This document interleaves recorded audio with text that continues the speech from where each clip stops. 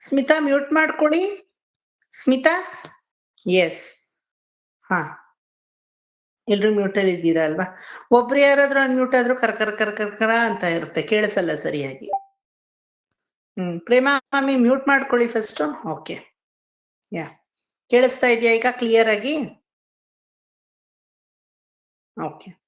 So ಉತ್ತಮೋತ್ತಮ ಜನ್ಮ ಅನ್ನೋದು ಹೆಂಗೆ ನರಜನ್ಮ ಮಾತ್ರ ಆಗುತ್ತೆ ಅಂದ್ರೆ, ಬುದ್ಧಿಶಕ್ತಿ ಅರಿವು ಅನ್ನೋದನ್ನ ನಮ್ಮ ಜನ್ಮಕ್ಕೆ ಮಾತ್ರ ಭಗವಂತ ಕೊಟ್ಟಿರ್ತಾನೆ ಹೊರತು ಇನ್ನು ಯಾವ ಜನ್ಮಗಳಿಗೂ ಅವನು ಕೊಟ್ಟಿರಲ್ಲ. ಹಂಗಾಗಿ ಇದು ಉತ್ತಮೋತ್ತಮ ಜನ್ಮ. ಅದು ಏನ್ ಕೊಟ್ಟಿರೋದು ಅರಿವನ್ನ ನಿಮ್ಮ ಸ್ವಂತಿಕೆಗೆ, ವ್ಯಾಪಾರ ಬುದ್ಧಿಯಿಂದ ಐಷಾರಾಮವಾದ ಜೀವನವನ್ನ ನಿಮ್ಮಷ್ಟಕ್ಕೆ ನೀವು ಚೆನ್ನಾಗಿ ಲೀಡ್ ಮಾಡಿ ಅಂತ ಅಲ್ಲ. ನನ್ನ ಮನಸ್ಸು, ಕಾಯ, ಶರೀರ, ವಾಚ, ನನ್ನ ಇದು ಮಾತು ಮತ್ತೆ ನನ್ನ ಮನಸ್ಸ, ಇಂದ್ರಿಯ, ಮನಸ್ಸು ಮತ್ತೆ ಇಂದ್ರಿಯಗಳೆಲ್ಲ ನಿನ್ನ ಒಂದು ಕೈಂಕರ್ಯಾರ್ಥವಾಗಿ ತಿರುಗಬೇಕು ಅನ್ನಕ್ಕೆ ಆ ಒಂದು ಶರೀರ ಬುದ್ಧಿಗೆಲ್ಲ ಜೋಡಣೆಯಾಗಿ ಅರಿವು ಅನ್ನೋದನ್ನ ಕೊಟ್ಟಿರೋದು, ಜ್ಞಾನ ಅನ್ನೋದನ್ನ ಕೊಟ್ಟಿರೋದು ಅಲ್ವಾ? ನಾವೇನ್ ಮಾಡ್ತಾ ಇದ್ದೀವಿ? ನನ್ನ ಹೊಟ್ಟೆ ತುಂಬಿಸ್ಕೊಳ್ಳಕ್ಕೆ, ನನ್ನ ಸಂಪಾದನೆಗೆ, ನನ್ನ ಒಂದು ಐಷಾರಾಮವಾದ ಜೀವನಕ್ಕೆ, ನನ್ನ ಒಂದು ಒಳಿತಿಗೆ, ನಾನು ಅನ್ನೋದು ಬಿಡಿ, ನನ್ನ ಒಂದು 7 10 ತಲೆಮಾರುವರೆಗೂ ಕುತ್ಕೊಂಡು ತಿನ್ನೋ ಅಷ್ಟು ಅರಿವನ್ನ ನಾನು ಉಪಯೋಗಿಸಿ ಸಂಪಾದಿಸ್ಕೊತಾ ಇದ್ದೀನಿ. ಅದೇ ತಾನೇ ಮಾಡ್ತಾ ಇರೋದು ನಾವು, ಅದೇ ಅಲ್ವಾ? ಅವನ ಕೈಂಕರ್ಯಕ್ಕೆ ಏನಾದ್ರು ಮಾಡ್ತಾ ಇದೀವಾ? ಮಾಡ್ತಾ ಇಲ್ಲ. ಸೊ ಈ ರೀತಿಯಾಗಿ ಈ ಜಂತು ಅನ್ನೋದಕ್ಕೆ ಮಾತ್ರ ಮತ್ತೆ ಕೆಳಗಡೆ ಜಾರುವಂತಹ ಅವಕಾಶ ಇದೆ, ಬೇರೆ ಇನ್ಯಾವುದಕ್ಕೂ ಇಲ್ಲ. ಹಲವಾರು ಕರ್ಮಗಳನ್ನ, ಹಲವಾರು ನರಕಗಳನ್ನ ಹಾಗೂ ಹಲವಾರು ಜನ್ಮಗಳನ್ನ ಅನುಭವಿಸಿ ಪ್ಯೂರಿಫೈ ಆಗಿ ಪ್ಯೂರಿಫೈಡ್ ಫಾರ್ಮ್ ಅಲ್ಲಿ ಈಗ ಭಗವಂತ ನಮ್ಮನ್ನ ಓರ್ವ ಪುರುಷ ಶರೀರದಿಂದ ಸ್ತ್ರೀ ಶರೀರಕ್ಕೆ ವರ್ಗಾವಣೆ ಮಾಡ್ತಾನೆ. ಆಯ್ತಾ? ಎಲ್ಲಿಂದ ಎಲ್ಲಿಗೆ? ಪುರುಷ ಶರೀರದಿಂದ ಸ್ತ್ರೀ ಶರೀರಕ್ಕೆ. ಎಲ್ಲಾರು ಕಣ್ಣು ಎಳೆದ್ಕೊಂಡು ಕೂತಿದ್ದೀರಾ, ಯಾರಿಗೂ ತಲೆ ಒಳಕ್ಕೇನೋ ಹೋಗ್ತಾ ಇಲ್ಲ. ನನ್ ಪಾಡ್ ನಾನು ಇಲ್ಲಿ ಹೊಡ್ಕೋತಾ ಇದ್ದೀನಿ ಅಷ್ಟೇನೆ. ಅದೇ ತಾನೇ ಆಗ್ತಾ ಇರೋದ? ಇಲ್ಲ, ಪುರುಷ ಶರೀರದಿಂದ ಸ್ತ್ರೀ ಶರೀರಕ್ಕೆ ವರ್ಗಾವಣೆ ಆಗುತ್ತೆ, ಗೊತ್ತಾಯ್ತು? ನಾರಾಯಣ, ಸದ್ಯ ನಂದು ವರ್ಗಾವಣೆ ಆಯ್ತು. ಸ್ವಲ್ಪ ಗಮನ ಇಟ್ಟು ಎಲ್ರು ಕೇಳಿಸ್ಕೊಳ್ಳಿ. ಕಣ್ಣು ಎಳೆಯೋ ತರ ಆಗುತ್ತೆ, ಒಪ್ಕೋತೀನಿ, ಸಹಜ. ಬಟ್ ತುಂಬಾ ಒಳಗಡೆ ನೀವು ಇದಾಯ್ತು ಅಷ್ಟೇ. ತುಂಬಾ ಇಂಟ್ರೆಸ್ಟಿಂಗ್ ಆಗಿದೆ, ಕೇಳಿಸ್ಕೊಳ್ಳಿ. ನಾವು ಯಾವ ರೀತಿ ಭಗವಂತನನ್ನ ಶರಣಾಗತಿ ಮಾಡಿದ್ದೀವಿ ಅನ್ನೋದು ನಮಗೆ ಗೊತ್ತಿಲ್ಲ, ಆದ್ರೆ ಖಂಡಿತ ಮಾಡಿದ್ದೀವಿ. ನಮ್ ಸ್ಟೋರಿನೇ ಇದು. ಯಾರೋ ಗರ್ಭ ಧರಿಸ್ತಾರಂತೆ, ಆ ಶಿಶು ಈ ರೀತಿ ಸ್ತುತಿ ಮಾಡುತ್ತಂತೆ ಅನ್ಕೋಬೇಡಿ. ನಾವೆಲ್ಲ ಮಾಡೇ ಹೊರಗಡೆ ಬಂದಿರೋರು. ನಮ್ ಸ್ಟೋರಿನೇ ನಮಗೆ ಮೆಲಕ್ ಹಾಕಿ ಭಾಗವತ ಕಪಿಲೋಪಾಖ್ಯಾನದಲ್ಲಿ ತೋರಿಸ್ತಾ ಇದೆ ಅಷ್ಟೇನೆ. ಆಯ್ತಾ? ಯಾವುದೋ ಪುಣ್ಯವಶಾತ್ ಉತ್ತಮ ಜನ್ಮವನ್ನ ಈ ಒಂದು ಆತ್ಮಕ್ಕೆ ಕೊಡ್ಬೇಕು ಅಂತ ಸಂಕಲ್ಪ ಮಾಡಿಕೊಂಡು ಭಗವಂತ ಏನ್ ಮಾಡ್ಬಿಡ್ತಾನೆ? ಪುರುಷ ಗರ್ಭದಿಂದ ಸ್ತ್ರೀ ಗರ್ಭಕ್ಕೆ ವರ್ಗಾವಣೆ ಮಾಡ್ತಾನೆ. ಆ ರೀತಿ ವರ್ಗಾವಣೆ ಮಾಡಿದಂತಹ ಒಂದು ಆತ್ಮಗಳಿಗೆ ಜಂತು ಅನ್ನೋ ಟೈಟಲ್ನ ಕೊಡ್ತಾನೆ. ಯಾಕಂದ್ರೆ ನೀನು ಜಾರತಕ್ಕವನು, ಉತ್ತಮೋತ್ತಮವಾದ ಗರ್ಭಕ್ಕೆ ನಿನ್ನನ್ನ ಹಾಕಿದ್ದೀನಿ, ಆದ್ರೆ ಜೋಕೆ ಎಂದಾದ್ರೂ ಜಾರ್ತೀಯ, ಹುಷಾರಾಗಿರು. ಹಾಕಿರುವಂತಹ ಉದ್ದೇಶ ಬೇರೆ, ಆದ್ರೆ ಆ ಉದ್ದೇಶವನ್ನ ನೀ ಮರ್ತಿದ್ದೆ ಆದಲ್ಲಿ ಜಾರುವಿಕೆ ಅನ್ನೋದು ಶತಸಿದ್ಧ ಅಂತ ಭಗವಂತ ಎಚ್ಚರ ಕೊಡೋ ತರ ನಮ್ಮನ್ನ ಪುರುಷ ಗರ್ಭದಿಂದ ಸ್ತ್ರೀ ಗರ್ಭಕ್ಕೆ ಹಾಕ್ತಾನೆ. ಮೊದಲನೆಯ ದಿನ ಅದೇನ್ ಅನ್ಸ್ಕೊಳ್ಳುತ್ತೆ? ಖಲಲ ಅಂತ ಅನ್ನಿಸ್ಕೊಳ್ಳುತ್ತೆ. ಮೊದಲನೇ ದಿನ ಆ ಒಂದು ಆತ್ಮ ಪುರುಷನಿಂದ ಸ್ತ್ರೀಗೆ ವರ್ಗಾವಣೆ ಆಗುವಾಗ ಖಲಲಂ ಅಂತ ಅನ್ನಿಸ್ಕೊಳ್ಳುತ್ತೆ. 5ನೇ ದಿನಕ್ಕೆ ನೀರ್ಕುಮಿಳ್ ಬುದ್ಬುದಂ, ನೀರ್ ಬುಗ್ಗೆ ಅಂತ ಅನ್ನಿಸ್ಕೊಳ್ಳುತ್ತೆ. ಬುದ್ಬುದಂ, ನೀರ್ ಕುಮಿಳ್, ಖಲಲಮಿಂದ ಬುದ್ಬುದಂ. 10ನೇ ದಿನಕ್ಕೆ ಚಿಕ್ಕ ಉಂಡೆ, ஒரு சின்ன ಉರಂಡೆಯ ಪರಮಾಟ್ರಂ ಕೊಳ್ಳುಂ ಅಂತ ಹೇಳ್ತೀವಿ, ಚಿಕ್ಕ ಉಂಡೆ. ಮತ್ತೆ 20ನೇ ದಿನಕ್ಕೆ ಮಾಂಸ ಪಿಂಡ. ಮೊದಲನೇ ದಿನ ಖಲಲಂ, 5ನೇ ದಿನ ಬುದ್ಬುದಂ, ಮತ್ತೆ 10ನೇ ದಿನ ಚಿಕ್ಕ ಉಂಡೆ. ಮತ್ತೆ 20ನೇ ದಿನ ಮಾಂಸಪಿಂಡ. 1 ತಿಂಗಳಿಗೆ ತಲೆ ಮಾತ್ರ ಹೊರಗಡೆ ಡೆವಲಪ್ ಆಗಿರುತ್ತೆ. ಆಯ್ತಾ? ಎಲ್ಲ ಅವತ್ತಿನ ದಿನ ಋಷಿಮುನಿಗಳೇ ಇದನ್ನೆಲ್ಲ ಹೇಳ್ಬಿಟ್ರು. ಇವತ್ತಿನ ದಿನ ಸ್ಕ್ಯಾನಿಂಗ್ ಮುಂದುವರೆದಿರೋದು ಏನೋ, ಅವತ್ತಿನ ದಿನ ಋಷಿಮುನಿಗಳೇ ಇದನ್ನೆಲ್ಲ ಹೇಳಿದ್ರು. 1 ತಿಂಗಳಲ್ಲಿ ತಲೆ ಅನ್ನೋದು ಡೆವಲಪ್ ಆಗುತ್ತೆ. 2ನೇ ತಿಂಗಳಲ್ಲಿ ಕೈ ಕಾಲುಗಳು ಡೆವಲಪ್ ಆಗುತ್ತೆ, ಕೈ ಮತ್ತೆ ಕಾಲುಗಳು ತಲೆ ಸಮೇತವಾಗಿ. 3ನೇ ತಿಂಗಳಲ್ಲಿ ಕೇಶ, ನಖ ಮತ್ತೆ ಎಲುಬು, ತೋಳು, ಎಲುಬುಗಳು, ಕೇಶ, ಎಲುಬು ಅಂದ್ರೆ ಮೂಳೆಗಳು, ನಖ ಹಾಗೂ ಕೇಶ ಇಷ್ಟು ಡೆವಲಪ್ ಆಗುತ್ತೆ. 5ನೇ ತಿಂಗಳಲ್ಲಿ ಹಸಿವು, ದಾಹ ಅನ್ನೋದು ಶುರು ಆಗುತ್ತೆ. ಈಗ ಮೊದಲನೇ ದಿನದಿಂದ 4ನೇ ತಿಂಗಳಲ್ಲಿ ಸಪ್ತಧಾತುಗಳು ಹುಟ್ಕೊಳ್ಳುತ್ತೆ. 3ನೇ ತಿಂಗಳು ಹೇಳಿದೆ ಅಲ್ವಾ, ಕೇಶ, ನಖ, ಎಲುಬು, ತೋಳು. 4ನೇ ತಿಂಗಳಲ್ಲಿ ಸಪ್ತಧಾತುಗಳು, ಮಜ್ಜ, ಮಸ್ತಿ, ಮಾಂಸ, ರಕ್ತ, ರುಧಿರ, ಇದನ್ನೆಲ್ಲ ಸಪ್ತಧಾತುಗಳು ಅಂತ ಕರಿತೀವಿ. ಬರ್ಕೋಬೋದಾ ಅಂದೆ? ಬರ್ಕೊಳ್ಳಿ. ಮೊದಲನೇ ದಿನ ಇನ್ನೊಂದ್ಸಲ ಹೇಳ್ತೀನಿ. ಮೊದಲನೆಯ ದಿನ ಮೊದಲು ಯಾವುದೋ ಪುಣ್ಯವಶಾತ್ ಪುರುಷ ಗರ್ಭದಿಂದ ಸ್ತ್ರೀ ಗರ್ಭಕ್ಕೆ ವರ್ಗಾವಣೆ, ಆತ್ಮದ ವರ್ಗಾವಣೆ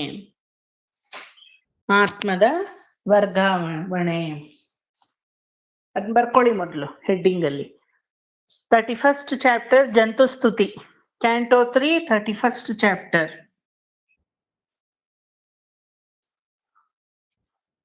ಸೊ ಮೊದಲನೇ ಮೊದಲು ಯಾವುದೋ ಪುಣ್ಯವಶಾತ್ ಪುರುಷ ಗರ್ಭದಿಂದ ಸ್ತ್ರೀ ಗರ್ಭಕ್ಕೆ ಆತ್ಮಗಳ ವರ್ಗಾವಣೆ. ಮೊದಲನೇ ದಿನ ಖಲಲಂ,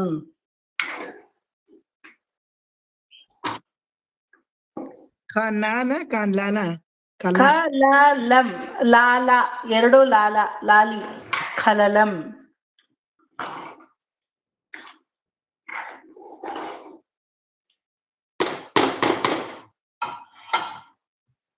ಖಲಲಂ 5ನೇ ದಿನ, 2ನೇ ದಿನ ಅಂತ ಇಲ್ಲ, 5ನೇ ದಿನ ಬುದ್ಬುದಂ, ನೀರ್ ಕುಮಿಳು, ನೀರ್ ಬುಗ್ಗೆ, ನೀರ್ ಕುಮಿಳು ಅಥವಾ ನೀರ್ ಬುಗ್ಗೆ ಅಂತ ಹೇಳಿ. ನೀರ್ ಗುಳ್ಳೆ, ನೀರ್ ಬುಗ್ಗೆ, ಬುದ್ಬುದಂ, ಸಂಸ್ಕೃತದಲ್ಲಿ ಬುದ್ಬುದಂ 5ನೇ ದಿನ. 10ನೇ ದಿನ ಚಿಕ್ಕ ಉಂಡೆ, 10ನೇ ದಿನ ಚಿಕ್ಕ ಉಂಡೆ.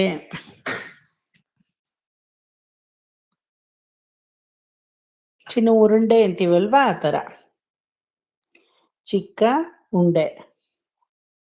ಸೊ 20ನೇ ದಿನ ಮಾಂಸಪಿಂಡ,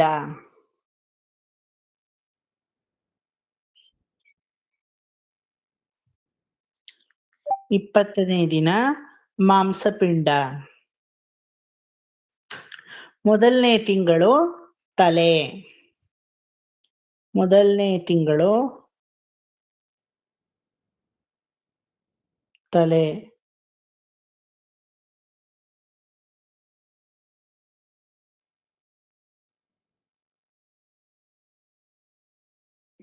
2ನೇ ತಿಂಗಳು ಕಾಲು ಹಾಗೂ ಕೈಗಳು, ಕಾಲು ಹಾಗೂ ಕೈಗಳು. 3ನೇ ತಿಂಗಳು ಕೇಶ, ನಖ, ಎಲುಬು ಹಾಗೂ ತೋಳು.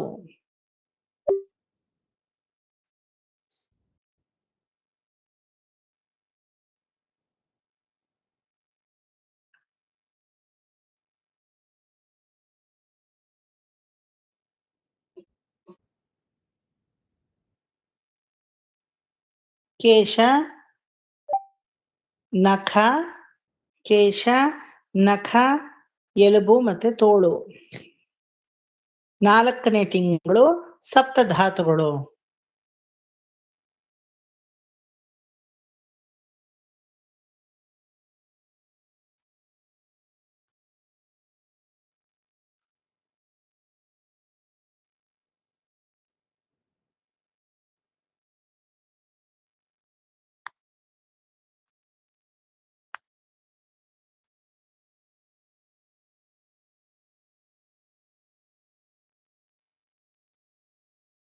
ಏಳನೇ ತಿಂಗಳು 4ನೇ ತಿಂಗಳು ಸಪ್ತಧಾತುಗಳು. ಈಗ ಮೊದಲನೇ ದಿನದಿಂದ 4ನೇ ತಿಂಗಳವರೆಗೂ ನೀವು ಗಮನಿಸಿದಾಗ ಏನ್ ಗಮನಕ್ಕೆ ಬರುತ್ತೆ? 5ನೇ ತಿಂಗಳು ಬರ್ಕೊಂಡ್ಬಿಡಿ, ಆಮೇಲೆ ಗಮನಿಸಿ. 5ನೇ ತಿಂಗಳು ಹಸಿವು ಮತ್ತೆ ದಾಹ ಅನ್ನೋದು ಏರ್ಪಡುತ್ತೆ ಶಿಶುವಿಗೆ.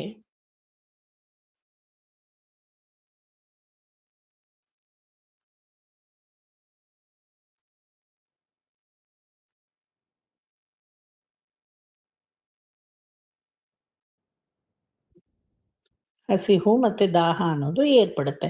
ಈಗ 1ರಿಂದ 5, ಒಂದು ಡೇ 1 ಇಂದ ಹಿಡಿದು 5ನೇ ತಿಂಗಳವರೆಗೂ ಅಬ್ಸರ್ವ್ ಮಾಡಿ, ನಿಮ್ಗೆ ಏನ್ ಅನ್ಸುತ್ತೆ ಹೇಳಿ ನನಗೆ.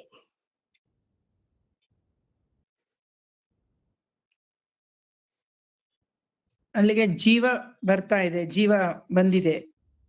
ಜೀವ ಬಂದಿರೋದಕ್ಕೆ ಡೆವಲಪ್ಮೆಂಟ್ ಆಗ್ತಾ ಇರೋದು. ಜೀವ ಇಲ್ಲ ಅಂದ್ರೆ ಕಲಲಾಲೆ ಹೋಗ್ಬಿಡುತ್ತೆ ಎಷ್ಟೋ ಜನಕ್ಕೆ ಅಲ್ವಾ. ಸೈನ್ಸ್ ಏನ್ ಹೇಳುತ್ತೆ? ಇದು ಸ್ಪರ್ಮ್ ಕೌಂಟ್ ಸರಿ ಇಲ್ಲ ಅಂತಾನೋ, ಅಥವಾ ಎಗ್ ಫಾರ್ಮ್ ಆಗಿಲ್ಲ ಅಂತಾನೋ, ಅಥವಾ ಎಗ್ಗೆ ಕರೆಕ್ಟ್ ಆಗಿ ಸರಿಯಾಗಿ ಕೋಇನ್ಸೈಡ್ ಆಗಿಲ್ಲ ಅಂತಾನೋ ಏನೋ ಒಂದು ಹೇಳುತ್ತೆ ಸೈನ್ಸ್ ಬಿಟ್ಟು ಹಾಕಿ. ಒಟ್ನಲ್ಲಿ ನಿಮ್ಗಲ್ಲಿ ಜೀವಾತ್ಮ ಇದ್ರೇನೆ you start counting the days. ಇಲ್ದಿದ್ರೆ ಅದು from the day 1 it shows it's development. ಆ ಡೆವಲಪ್ಮೆಂಟ್ ಇರೋದೇ ಜೀವ ಬೆಳೀತಾ ಇದೆ ಅಂತ ಅರ್ಥ ಅಲ್ವಾ. ಅದು ಬಿಟ್ಟು ಏನ್ ತೋರ್ಸುತ್ತೆ? ಬೆಳವಣಿಗೆ. ಆಯ್ತು, ಬೆಳವಣಿಗೆ. ನೆಕ್ಸ್ಟ್ ಅಂದ್ರೆ ಸ್ಟಾರ್ಟಿಂಗ್ ಇಂದ ಅಲ್ಲಿ ತನಕ ಮುಂದುವರ್ತಾ ಹೋಗಿದೆಯಲ್ಲ, ಅದನ್ನ ಬೆಳವಣಿಗೆ ಅಂತ ಹೇಳ್ತಾರೆ. ಒಪ್ಕೋತೀನಿ, ಬೆಳವಣಿಗೆ ತೋರಿಸುತ್ತೆ. ಆ ಬೆಳವಣಿಗೆಯನ್ನ ಅಬ್ಸರ್ವ್ ಮಾಡಿದಾಗ ಕರೆಕ್ಟ್ ಆಗಿ ಏನ್ ಸೂಚಿಸ್ತಾ ಇದೆ ಅದನ್ನ ನೋಡಿ ಹೇಳಿ ನನಗೆ. ಕಲಲಂ, ಬುದ್ಬುದಂ, ಚಿಕ್ಕ ಉಂಡೆ, ಮಾಂಸಪಿಂಡ, ತಲೆ, ಕೈಗಳು, ಕೇಶ, ನಖ, ಎಲುಬು, ತೋಳು, ಸಪ್ತಧಾತುಗಳು, ಹಸಿವು, ದಾಹ. ಆತ್ಮ ಸೇರ್ಕೊಳ್ತಾನೆ. ಆತ್ಮ ಸೇರಾಗಿದೆ. ಯಾವಾಗ ಪುರುಷ ಗರ್ಭದಿಂದ ಸ್ತ್ರೀ ಗರ್ಭಕ್ಕೆ ವರ್ಗಾವಣೆ ಆಯ್ತೋ ಪುರುಷ ಗರ್ಭದಲ್ಲೇ ಆತ್ಮ ಇದೆ ಅಂತಾನೆ ಅರ್ಥ. ಇನ್ ವಿಶೇಷವಾಗಿ ಇನ್ನು ಆತ್ಮ ಅನ್ನೋದು ಬಂದ್ ಸೇರಲ್ಲ.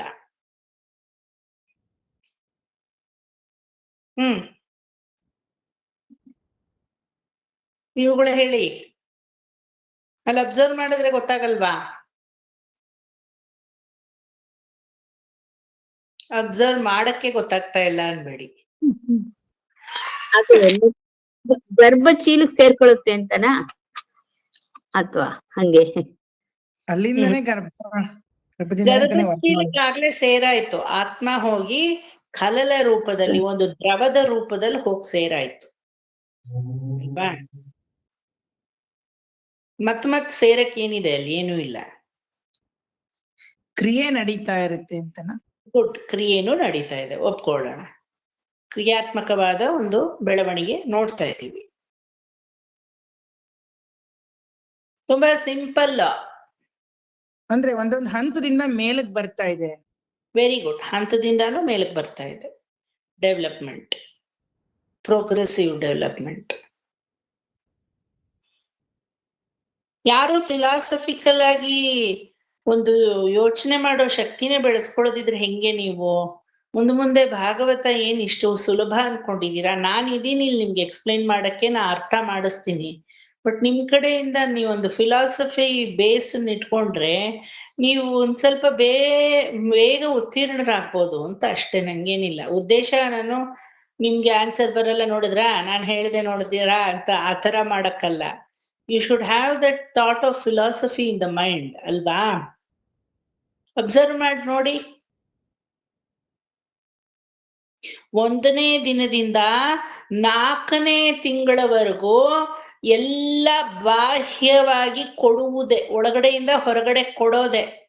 ಆದ್ರೆ 5ನೇ ತಿಂಗಳಲ್ಲಿ ಏನಾಯ್ತು? ಶಿಶುವಿಗೆ ಹಸಿವು ಮತ್ತೆ ದಾಹ ಅಂತ ಆಯ್ತು. 5ನೇ ತಿಂಗಳಲ್ಲಿ ಜಗತ್ತನಿಂದ ತಗೊಳಕ್ಕೆ ಶುರು ಮಾಡಿದೆ ನಾನು. ಇವತ್ತು ನನಗೆ 50 ವಯಸ್ಸು, ನಾಳೆ ನನಗೆ 100 ವಯಸ್ಸಾದ್ರೂ ಇನ್ನು ತಗೋತಾನೇ ಇದೀನಿ ಜಗತ್ತಿಂದ. This is the philosophy. ಅದಕ್ಕೆ ಅಬ್ಸರ್ವ್ ಮಾಡಿ 5ನೇ ತಿಂಗಳದನ್ನ ಬರ್ಸ್ಬಿಟ್ಟು ಅಬ್ಸರ್ವ್ ಮಾಡಿ ಅಂದೆ ನಾನು, ಅಲ್ವಾ? ಅಪ್ ಟು 4th ಮಂತ್ ನಾನು ಎಲ್ಲ ಜಗತ್ತಿಗೆ ಕೊಟ್ಟಿದ್ದೇ ಆಯ್ತು. ಏನಾಯ್ತು? ಕಲಲವಾಗಿ ಬಂದೆ, ನಂತರ ನೀರಿನ ಒಂದು ಚಿಕ್ಕ ಗುಳ್ಳೆ ಆದೆ, ನಂತರ ಮಾಂಸ ಪಿಂಡವಾದೆ, ನನ್ನನ್ನ ನಾನು ಕೊಟ್ಕೊಳಕ್ ಶುರು ಮಾಡಿದೆ. ನಂತರ ನನ್ನಿಂದ ಏನ್ ಬಂತು? ತಲೆ ಅನ್ನೋದು ಬಂತು, ಕೈ ಕಾಲು ಅನ್ನೋದು ಹೊರಗಡೆ ಹುಟ್ಕೊಂತು, ಕೇಶ ನಖ ಎಲುಬು ತೋಳು ಸಪ್ತಧಾತುಗಳೆಲ್ಲ ಹುಟ್ಕೊಂತು. ಆದ್ರೆ 5ನೇ ತಿಂಗಳಲ್ಲಿ ಹಸಿವು ಮತ್ತೆ ದಾಹ ಅನ್ನೋದು ನನಗೆ ಶುರು ಆಯ್ತು. 5ನೇ ತಿಂಗಳಲ್ಲಿ ಯಾವ ಒಂದು ಜಂತುವಿಗೆ ತಾಯಿಯ ಗರ್ಭದ ಒಳಗಡೆ ಹಸಿವು ದಾಹ ಅನ್ನೋದು ಶುರು ಆಗುತ್ತೋ, ಇವತ್ತಿಗೂ ಅದು ಆರಿಲ್ಲ. ಆರಿದ್ಯಾ? 95 ವರ್ಷದ ಕರುಣಾನಿಧಿಗೆ ಹೋಗಿ ಕೇಳಿ ಆರಿತ್ತ ಅಂತ. ಆರಿರಲ್ಲ, ಅಲ್ವಾ? 105, 106 ವಯಸ್ಸೆಲ್ಲ ದಾಟಿರೋರು ಶರೀರ ವ್ಯಾಮೋಹವಾದಂತಹ ದಾಹ ಮತ್ತೆ ಹಸಿವು ಹೋಗಿರ್ತ ಅವ್ರಿಗೆ. ಅದು ಹೋಗ್ಬೇಕಾದ್ರೆ ಏನ್ ಮಾಡ್ಬೇಕು? ಹೇಳಿ ಶೈಲಾ ಆಂಟಿ, ಅನ್ಮ್ಯೂಟ್ ಮಾಡ್ಕೊಂಡು ಹೇಳಿ. ಗುರುಗಳ ಮೇಲೆ ನಿಲ್ಲದು. ಉಸಿರು ನಿಲ್ಲವರೆಗೂ ನಡೀತಾ ಇರುತ್ತೆ ಎಂದೆ. ಉಸಿರು ನಿಲ್ಸ್ಬಿಟ್ರೆ ಎಲ್ಲ ಹೊರಟೋಯ್ತು. ದಾಹ ಹಸಿವು ನಿಲ್ಬೇಕು. ಉಸಿರು ನಿಂತ್ಬಿಟ್ರೆ ದಾಹ ಹಸಿವು ನಿಂತಂಗೆ. ಜ್ವರ ನಂಗೆ ಬಂತು, ಜ್ವರ ಹೋಗ್ಲಾಡಿಸ್ಕೊಳ್ಳೋದು ಹೆಂಗೆ ಅಂದ್ರೆ ಉಸಿರು ಹೋಗ್ಬಿಟ್ರೆ ಜ್ವರ ಹೋಯ್ತು ಅಂತನ ಅರ್ಥ. ಜ್ವರ ಹೋಗ್ಲಾಡಿಸ್ಕೊಳಕ್ಕೆ ಉಸಿರು ಹೋಗ್ಬೇಕಿಲ್ಲ. ದಾಹ ಹಸಿವು ಆ ರೀತಿ ನಮಗೆ ಅಂಟಿರುವ ಜ್ವರ 5ನೇ ತಿಂಗಳಲ್ಲಿ ಅಂಟಿತು ನಮಗೆ. ಆದ್ರೆ ಅದನ್ನ ನಾವು ಹೋಗ್ಲಾಡಿಸ್ಕೋಬೇಕು. ಯಾವ ತರ? ಸಾನ್ನಿಧ್ಯ ಪಡಿಬೇಕು, ಪರಮಾತ್ಮನ ಸಾನ್ನಿಧ್ಯವನ್ನೇ. ಕರೆಕ್ಟ್, ಅದು ಕರೆಕ್ಟು. ಅದನ್ನ ಬೇರೆ ವರ್ಡ್ಸ್ ಅಲ್ಲಿ ಹಾಕಿ, ಅದೇ ಆನ್ಸರ್. ನೀವ್ ಹೇಳಿದ್ದೆ ಆನ್ಸರ್. ಕರೆಕ್ಟ್ ಆಗಿ ವರ್ಡ್ಸ್ ಅಲ್ಲಿ ಹಾಕಿ. ದಾಹ ಯಾವಾಗ ಹೋಗುತ್ತೆ?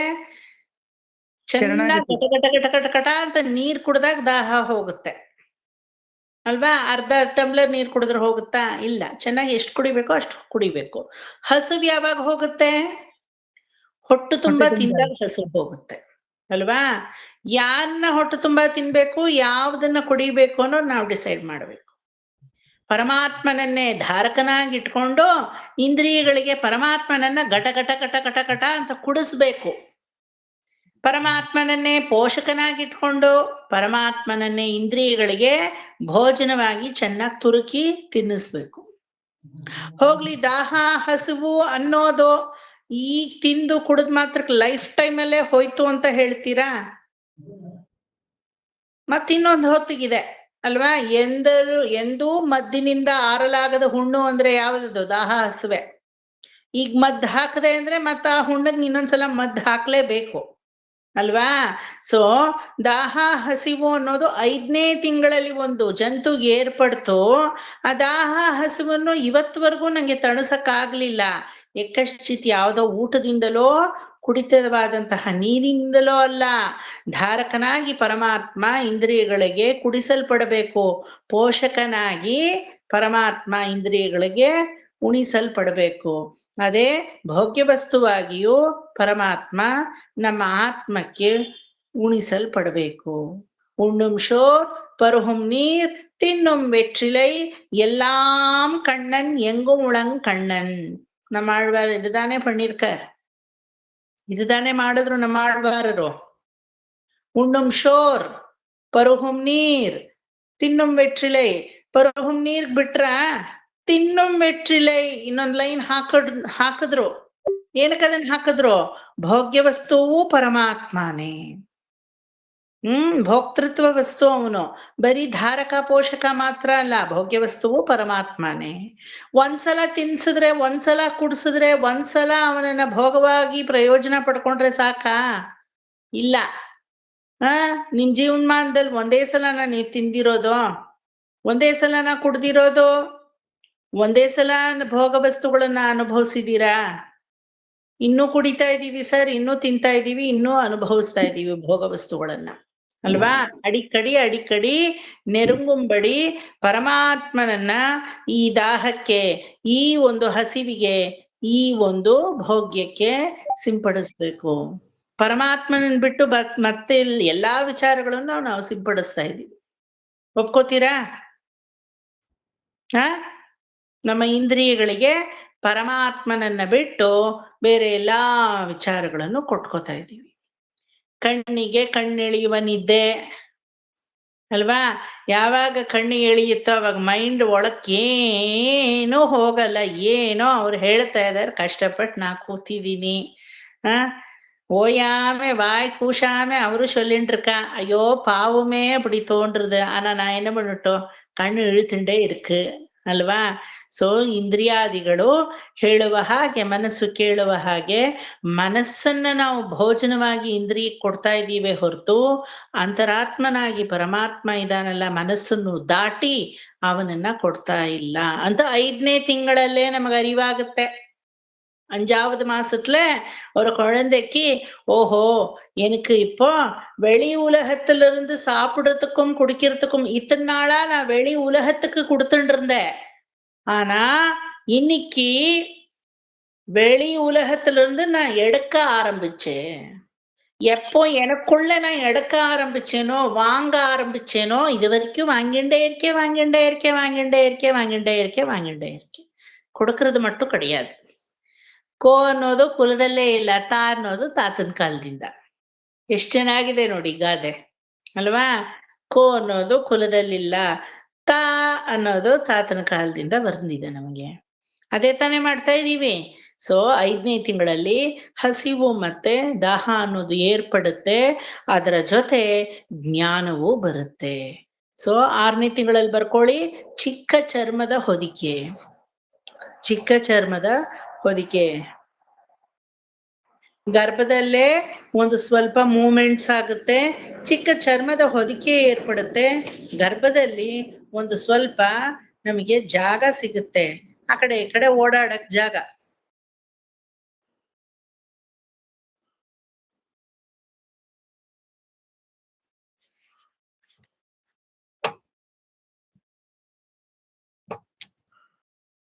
ಆ ಕಡೆ ಈ ಕಡೆ ಒಂದು ಚೂರು ಓಡಾಡಕ್ಕೆ ಜಾಗ ಸಿಗುತ್ತೆ.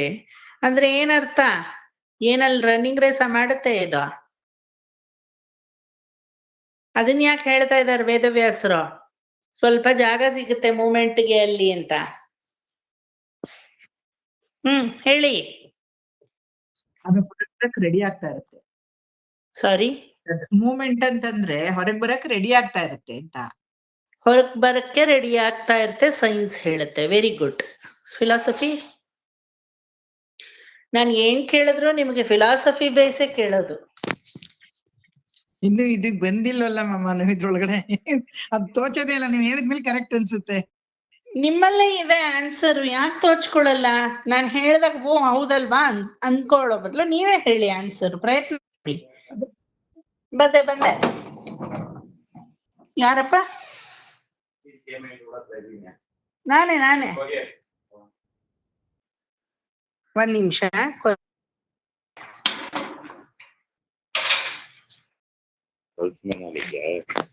ಓಕೆ, ಒಂದ್ ನಿಮಿಷ. ಎಲ್ಲಪ್ಪ?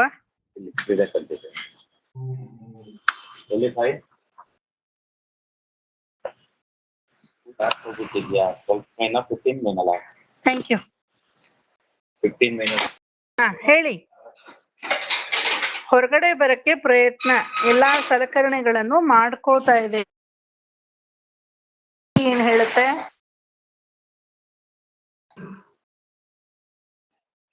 ಇನ್ನೂ ಬೇಕು ಅನ್ನೋದು ಜಾಸ್ತಿ ಬೇಗ ಹೇಳ್ಬೇಕು. ಇಷ್ಟಿಷ್ಟೊತ್ತು ಮಾಡಿದ್ರೆ ಹೆಂಗೆ? ಇಲ್ಲ ಬೇಕು ಅನ್ನೋದು ಅದೇ ನನಗಿನ್ನೂ ಇಷ್ಟ ಇರೋಷ್ಟಾಗ್ಲ ಸಾಕಾಗಲ್ಲ, ಇನ್ನೂ ಬೇಕು ಅಂದ್ರೆ ಆಸೆಗಳು ಅವಾಗ್ಲಿಂದಾನೆ. ನನ್ನ ನೆಟ್ವರ್ಕ್ಗೆ ಪೇಷನ್ಸ್ ಹೊರಟೋಯ್ತು. ಹಾ ಹೇಳಿ.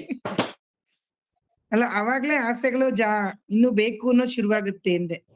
Very good. ಆಸೆಗಳು ಅನ್ನೋದು ಶುರು ಆಗುತ್ತೆ. ಆಸೆಗಳ ಹಿಂದೆ ಯಾವುದು ಆಸೆಗೆ ದಾರಿ?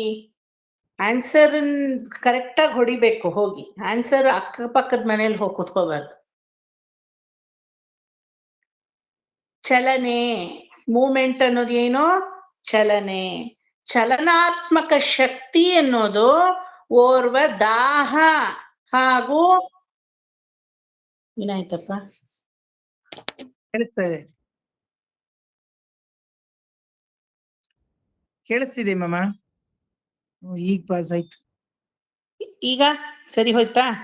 ಪಾಸ್ ಆಗಿದೆ ವಿಡಿಯೋ. ಹಾ ಬಂತು. ಓಕೆ. ಚಲನಾತ್ಮಕ ಶಕ್ತಿ ಅನ್ನೋದು ಒಂದು ಶಿಶುವಿಗೆ, ಯಾವ ಶಿಶುವಿಗೆ ಹಸಿವು ಮತ್ತೆ ದಾಹ ಅನ್ನೋದಿದೆಯೋ ಆ ಹಸಿವು ಮತ್ತೆ ದಾಹ ಅನ್ನೋ ಶಿಶುವಿಗೆ ಏನೋ ಆಯ್ತು. ಕೇಳಿಸ್ತಾ ಇದೆ ಮಾಮ. ಕೇಳಿಸ್ತಾ ಇದೆ, ಏನೂ ಆಗಿಲ್ಲ.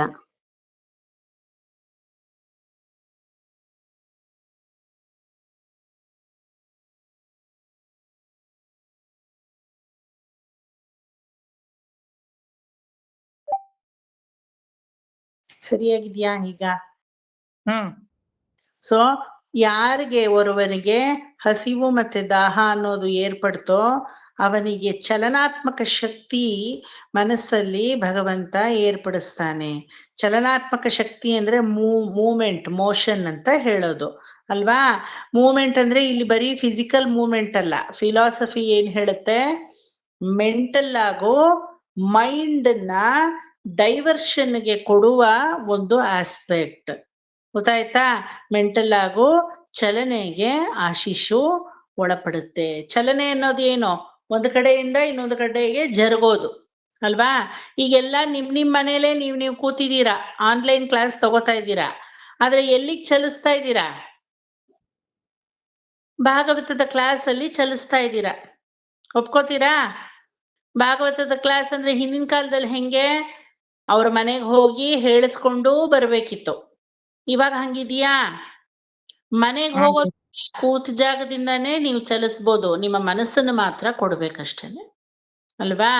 ಸೊ ಒಂದು ಚಲನಾತ್ಮಕ ಶಕ್ತಿ ಆ ಶಿಶುವಲ್ಲಿ ಯಾವಾಗ ಶುರುವಾಗುತ್ತೆ ಅಂದ್ರೆ ಹಸಿವು ದಾಹ, ನನಗ್ ಬೇಕು, ಹೊರವಲಯದಿಂದ ನಾನೇನೋ ಪಡಿಬೇಕು, ಹೊರಗಡೆ ಒಂದು ಯೂನಿಟ್ ಇಂದ ನನ್ನೊಳಕ್ಕೆ ನಾನು ಏನೋ ತಗೋಬೇಕು ಅಂದಾಗ ಆವಾಗ ಆ ಮೊಮೆಂಟಮ್, ಆ ಮೋಷನ್, ಆ ಕೈನೆಟಿಕ್ ಅಂತ ನಾವೇನ್ ಹೇಳ್ತೀವಿ, ಆ ಚಲನಾತ್ಮಕ ಶಕ್ತಿ, ಚಲನವಲನ ಅಂದ್ರೆ ಕೈಕಾಲಲ್ಲಿ ಮಾತ್ರ ಅಲ್ಲ, ಬುದ್ಧಿಯಲ್ಲೂ ಚಲನಾತ್ಮಕ ಶಕ್ತಿ ಶುರು ಆಗುತ್ತೆ ಅಲ್ವಾ? ಚಲನಾತ್ಮಕ ಶಕ್ತಿ ಇದ್ದಿದ್ದಕ್ಕೆ ಅಲ್ವಾ ಇವತ್ತು ಭಾಗವತ ಕಲಿತಾ ಇರೋದು ನೀವು. ಎಲ್ಲೋ ಕೇಳಿದ್ರಿ, ಯಾರನ್ನೋ ಕೇಳಿದ್ರಿ, ಯಾರೋ ಭಾಗವತ ಹೇಳ್ಕೊಡ್ತಾರೆ ಎಂದ್ರು. ಅವ್ರು ಹೆಂಗ್ ಹೇಳ್ಕೊಡ್ತಾರೆ ಏನು ಎತ್ತ ಫೀಡ್ಬ್ಯಾಕ್ ನ ವಿಚಾರಿಸಿದ್ರಿ. ಆಮೇಲೆ ನೀವು ನೆಕ್ಸ್ಟ್ ಟೈಮ್ ಶುರು ಮಾಡುವಾಗ, ಗ್ರೂಪ್ ಫಾರ್ಮ್ ಮಾಡುವಾಗ ಹೇಳಿ ನಾನು ಸೇರ್ಕೋತೀನಿ ಅಂದ್ರಿ. ಅಂದ್ರೆ ಎಲ್ಲ ಹೊಸ ಹೊಸ ವಿಚಾರಗಳು ನಿಮ್ಮಲ್ಲಿ, ನಿಮ್ಮ ಬುದ್ಧಿ ಚಲಿಸೋದ್ರಿಂದ ತಾನೇ ಆಗೋದು. ಚಲನ ಇಲ್ದಿದ್ರೆ ಆಗತ್ತಾ? ಫಾರ್ ಎಕ್ಸಾಂಪಲ್, ಈಗ ನೀವು ಶ್ರೀರಂಗಕ್ಕೆ ಹೋಗಿರ್ತೀರಾ, ಶ್ರೀರಂಗಕ್ಕೆ ಹೋಗಿ ಯಾವ್ದನ್ನೋ ಒಂದು ಅಲ್ಲಿ ಮುಖ್ಯವಾಗಿ ಯಾವ್ದೋ ಪುಸ್ತಕವೋ ಏನೋ ಸಿಗುತ್ತೆ, ಅದು ತಗೊಂಡಿರಲ್ಲ, ಬಂದ್ಬಿಟ್ಟಿರ್ತೀರ. ಆದ್ರೆ ನಿಮ್ಗೆ ಅದ್ ಬೇಕು ಅಂದಾಗ ನೀವು ಹೋಗಕ್ಕಾಗಲ್ಲ. ಬಟ್ ಹೆಂಗೋ ಯಾರನ್ನೋ ಕಾಂಟ್ಯಾಕ್ಟ್ ಮಾಡಿ ಏನೋ ಮಾಡಿ ತರಿಸ್ಕೋತೀರ. ನಿಮ್ಮ ಚಲನೆಯಲ್ಲಿ ಬುದ್ಧಿಯಲ್ಲಿದೆ ಅಲ್ವಾ? ನೀವು ಚಲಿಸಿದ್ರು ಕೆಲವೊಂದು ಟೈಮಲ್ಲಿ ಕೆಲವೊಂದನ್ನ ಅಚೀವ್ ಮಾಡಕ್ಕಾಗಲ್ಲ. ನಿಮ್ಮ ಬುದ್ಧಿಯ ಚಲನೆಯಲ್ಲಿ ಎಲ್ಲವೂ ಅಚೀವ್ ಆಗುತ್ತೆ. 6ನೇ ತಿಂಗಳಲ್ಲಿ ಆ ಚಲನಾತ್ಮಕ ಶಕ್ತಿ ಅನ್ನೋದು ಡೆವಲಪ್ ಆಗುತ್ತೆ.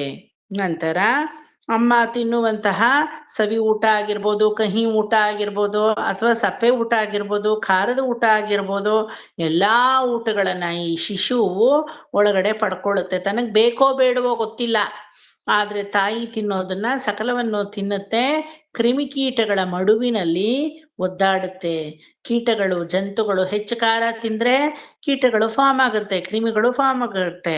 ಕಹಿಯನ್ನ ತಿಂದ್ರೆ ಕ್ರಿಮಿನಾಶವಾಗುತ್ತೆ, ಆದ್ರೆ ಬೇರೆ ಇನ್ಯಾವುದೋ ಒಂದು ರೀತಿಯಾದಂತಹ ಶೆದೈ ಅಂದ್ರೆ ಗೊಚ್ಚೆಯ ಮಡುವಿನಲ್ಲಿ ಧುಮುಕಿದ ಹಾಗೆ ಅದು ದುರ್ನಾಥಾದಿಗಳಿಂದ ಮತ್ತೆ ಸಂಕಟದಿಂದ, ಅಷ್ಟಕಷ್ಟ ಸಂಕಟಗಳಿಂದ ತಿಮಿರವಾದಂತಹ ಕೂಪದಲ್ಲಿ ಅದು ವಿಲಿ ವಿಲಿ ವಿಲಿ ವಿಲಿ ಅಂತ ವಿಲಿಪಿಸಿ ಅದು ಒದ್ದಲಾಡುತ್ತೆ, ಮತ್ತೆ ಬಾಧಿಸುತ್ತೆ, ಅದರ ಚರ್ಮ ಬಾಧಿಸುತ್ತೆ. ಹಲವಾರು ಕೀಟಗಳು ಹೋಗಿ ಆ ಶಿಶುವನ್ನ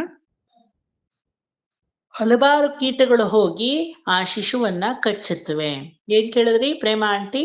ಅದು 7ನೇ ತಿಂಗಳಲ್ಲ? ಇಲ್ಲ, 6ನೇ ತಿಂಗಳಲ್ಲೇ ಇದೀವಿ, ಇನ್ನುವೆ 6ನೇ ತಿಂಗಳಲ್ಲೇ ಇದೀವಿ. ಸೊ ಕೈಕಾಳುಗಳನ್ನ ಅದು ಮಡಚಿ ನಿಧಾನವಾಗಿ ತನ್ನ ತಲೆಯನ್ನ ಬಾಗಿ ತನ್ನ ಹೊಟ್ಟೆಯ ಒಂದು ಇಡ ಅನ್ನೋ ಜಾಗಕ್ಕೆ ಅದನ್ನ ತಗೊಂಡು ಇಟ್ಕೊಳ್ಳುತ್ತೆ.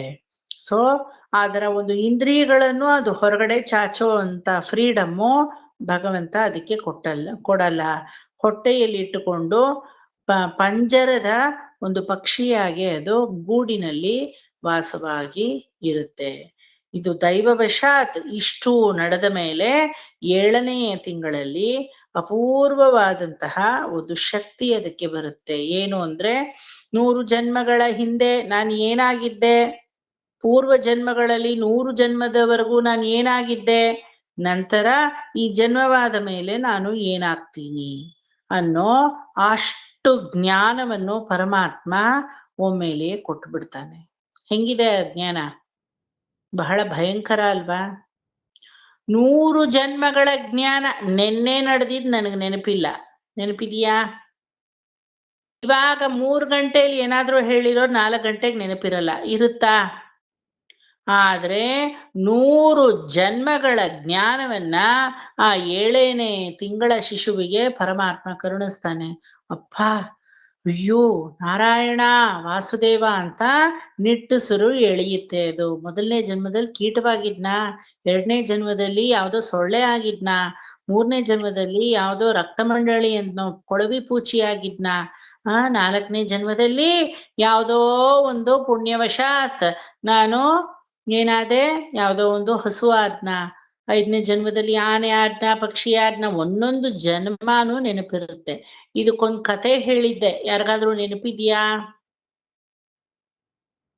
ಹೌದಾ? ನಿಜವಾಗ್ಲೂ ಈ ರೀತಿ ಎಲ್ಲ ಪಡಿತಾರ ಉತ್ತಮೋತ್ತಮ ಜನ್ಮವನ್ನ? ಇದಕ್ಕೊಂದು ಕತೆ ಹೇಳಿದ್ದೆ.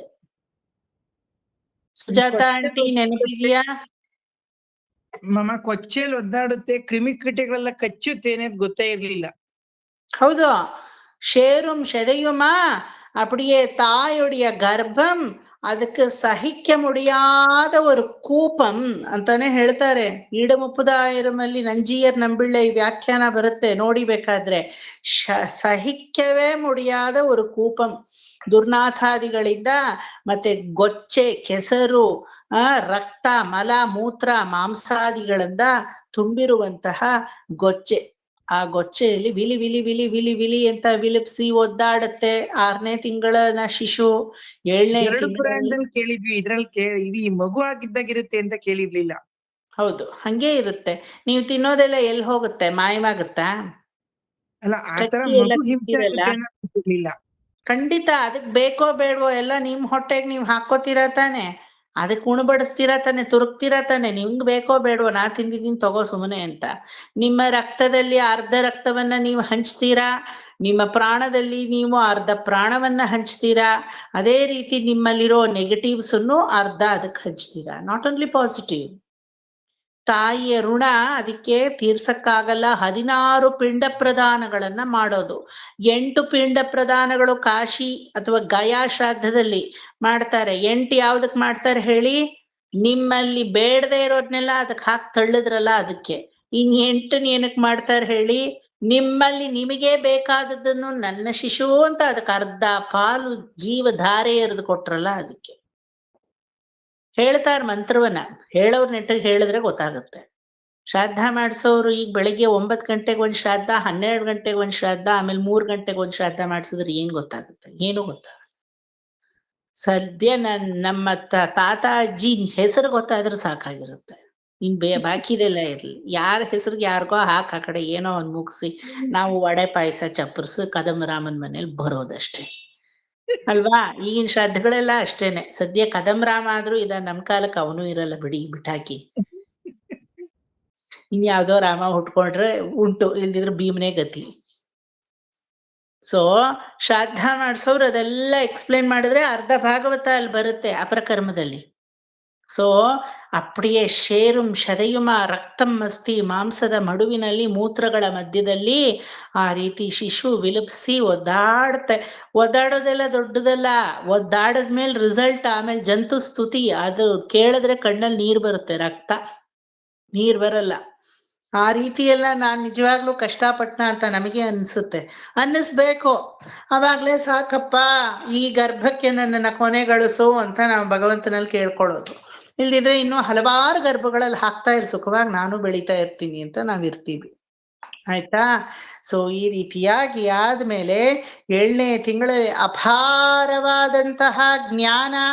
ಯಾವ ರೀತಿ ಕೆಸರಲ್ಲೇ ಇದ್ರೂ ಕಮಲಕ್ಕೆ ಯಾವುದು ಅಂಟುವುದಿಲ್ವೋ, ಶುಭ್ರವಾಗಿ ಶುದ್ಧವಾಗಿ ಒಳ್ಳೆ ಶುದ್ಧ ಸ್ಫಟಿಕವಾಗಿ ಕಲರ್ಫುಲ್ ಆಗಿ ಯಾವ ರೀತಿ ಕಮಲದ ಹೂವು ಪುಷ್ಪಿಸಿ ಹೊರಗಡೆ ಬರುತ್ತೋ, ಕೆಸರಿನ ಯಾವ ಗುಣವೂ ಅದಕ್ಕಿರಲ್ವೋ, ಆ ರೀತಿ ಯಾವ ಮಡುವಿನಲ್ಲಿ ಬಿದ್ದು ಒದ್ದಾಡ್ತಾ ಇರುತ್ತೋ 6ನೇ ತಿಂಗಳಲ್ಲಿ ಆ ಶಿಶು, ಅದರಿಂದಾನೇ ಒಂದು ಕಮಲವೆಂಬ ಜ್ಞಾನ ಅದರಲ್ಲಿ ಉತ್ಪತ್ತಿಯಾಗುತ್ತೆ. 100 ಜನ್ಮಗಳಲ್ಲಿ ನಾನು ಏನಾದೆ ಏನಾದೆ ಏನಾದೆ ಏನಾದೆ ಅಂತ ಆ ಜ್ಞಾನದಿಂದ ನೆನೆದು ನೆನೆದು ನೆನೆದು ಬಿಸಿ ಉಸಿರನ್ನ ಬಿಡುತ್ತಂತೆ, ನಿಟ್ಟುಸಿರನ್ನ. ಅಬ್ಬಾ ಅಯ್ಯೋ ನಾರಾಯಣ ಹಿಂಗೆಲ್ಲ ನಾ ಹುಟ್ಟದ್ನಾ ಅಂತ ಲಿಟ್ರಲ್ ಆಗಿ ದ ಶಿಶು is going to cry. So ಆ ಭಗವಂತನಲ್ಲಿ ಮೊರೆ ಇಡುತ್ತಂತೆ, ಪರಮಾತ್ಮ ಈ ಜ್ಞಾನವನ್ನ ಕೊಟ್ಟು ನನ್ನ ಶಾಂತಿಯನ್ನ ನೀನು ಕಿತ್ಕೊಂಡೆ. ಯಾಕೆ ಈ ಜ್ಞಾನವನ್ನ ಕೊಟ್ಟೆ? 100 ಜನ್ಮಗಳಲ್ಲಿ ನಾನು ಏನಾಗಿದ್ದೆ, ಇನ್ನು ಬರುವ 100 ಜನ್ಮಗಳಲ್ಲಿ ನಾನು ಏನಾಗ್ತೀನಿ ಅನ್ನೋ ಜ್ಞಾನ ಬೇರೆ ಅಲ್ವಾ. ನಾಳೆ ನಾನು ಏನಾಗ್ತೀನಿ ಅಂತ ಜ್ಞಾನ ಎಲ್ಲಿ ಯಾರಿಗಾದ್ರೂ ಬಂದ್ಬಿಡ್ಲಿ, ಸುಮ್ನೆ ಕೂರ್ತೀರಾ? ಗಂಭೀರವಾಗಿ ಈಗ ಕುತ್ಕೋತೀರಾ? ಅಯ್ಯೋ ಸರ್ ನಾಳೆ ಏನೋ ಆಗ್ತೀನಂತೆ ನಾನು ಅಂತ ತಕ ತಕ ತಕ ಅಂತ ಎದ್ದು ಕುಣಿಯಕ್ ಶುರು ಮಾಡ್ಬಿಡ್ತೀರಾ? ಒಪ್ಕೋತೀರಾ? ಅಯ್ಯೋ ಏನೋ ಆಗ್ತೀನಿ ಬಿಡು, ನಾಳೆ ತಾನೆ, ಇನ್ನೂ ಟೈಮ್ ಇದೆಯಲ್ಲ ಅಂತ ಸುಮ್ನಿರ್ತೀರಾ? ಅಷ್ಟಮ ಗರ್ಭ ಪುತ್ರ ನಿನ್ನನ್ನ ವಧಿಸಕ್ಕೆ ಬರ್ತಾನೆ ಅಂದ್ರೆ ದೇವಕಿಗೆ ಅಷ್ಟಮ ಗರ್ಭ ಆದಾಗ ಸಹಿಸ್ಕೊಳ್ಳೋಣ ನೋಡೋಣ ಅಂತ ಸುಮ್ನಿರ್ಲಿಲ್ಲ.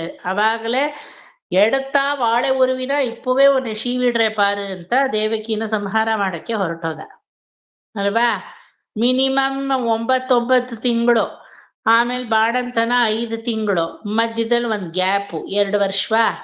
8 × 2 8 2 16 ಇಯರ್ಸ್ ನೆಮ್ಮದಿಯಾಗಿರೋಣ ಅಂತಾನೂ ಇರ್ಲಿಲ್ಲ ಕಂಸ. ಇದ್ನ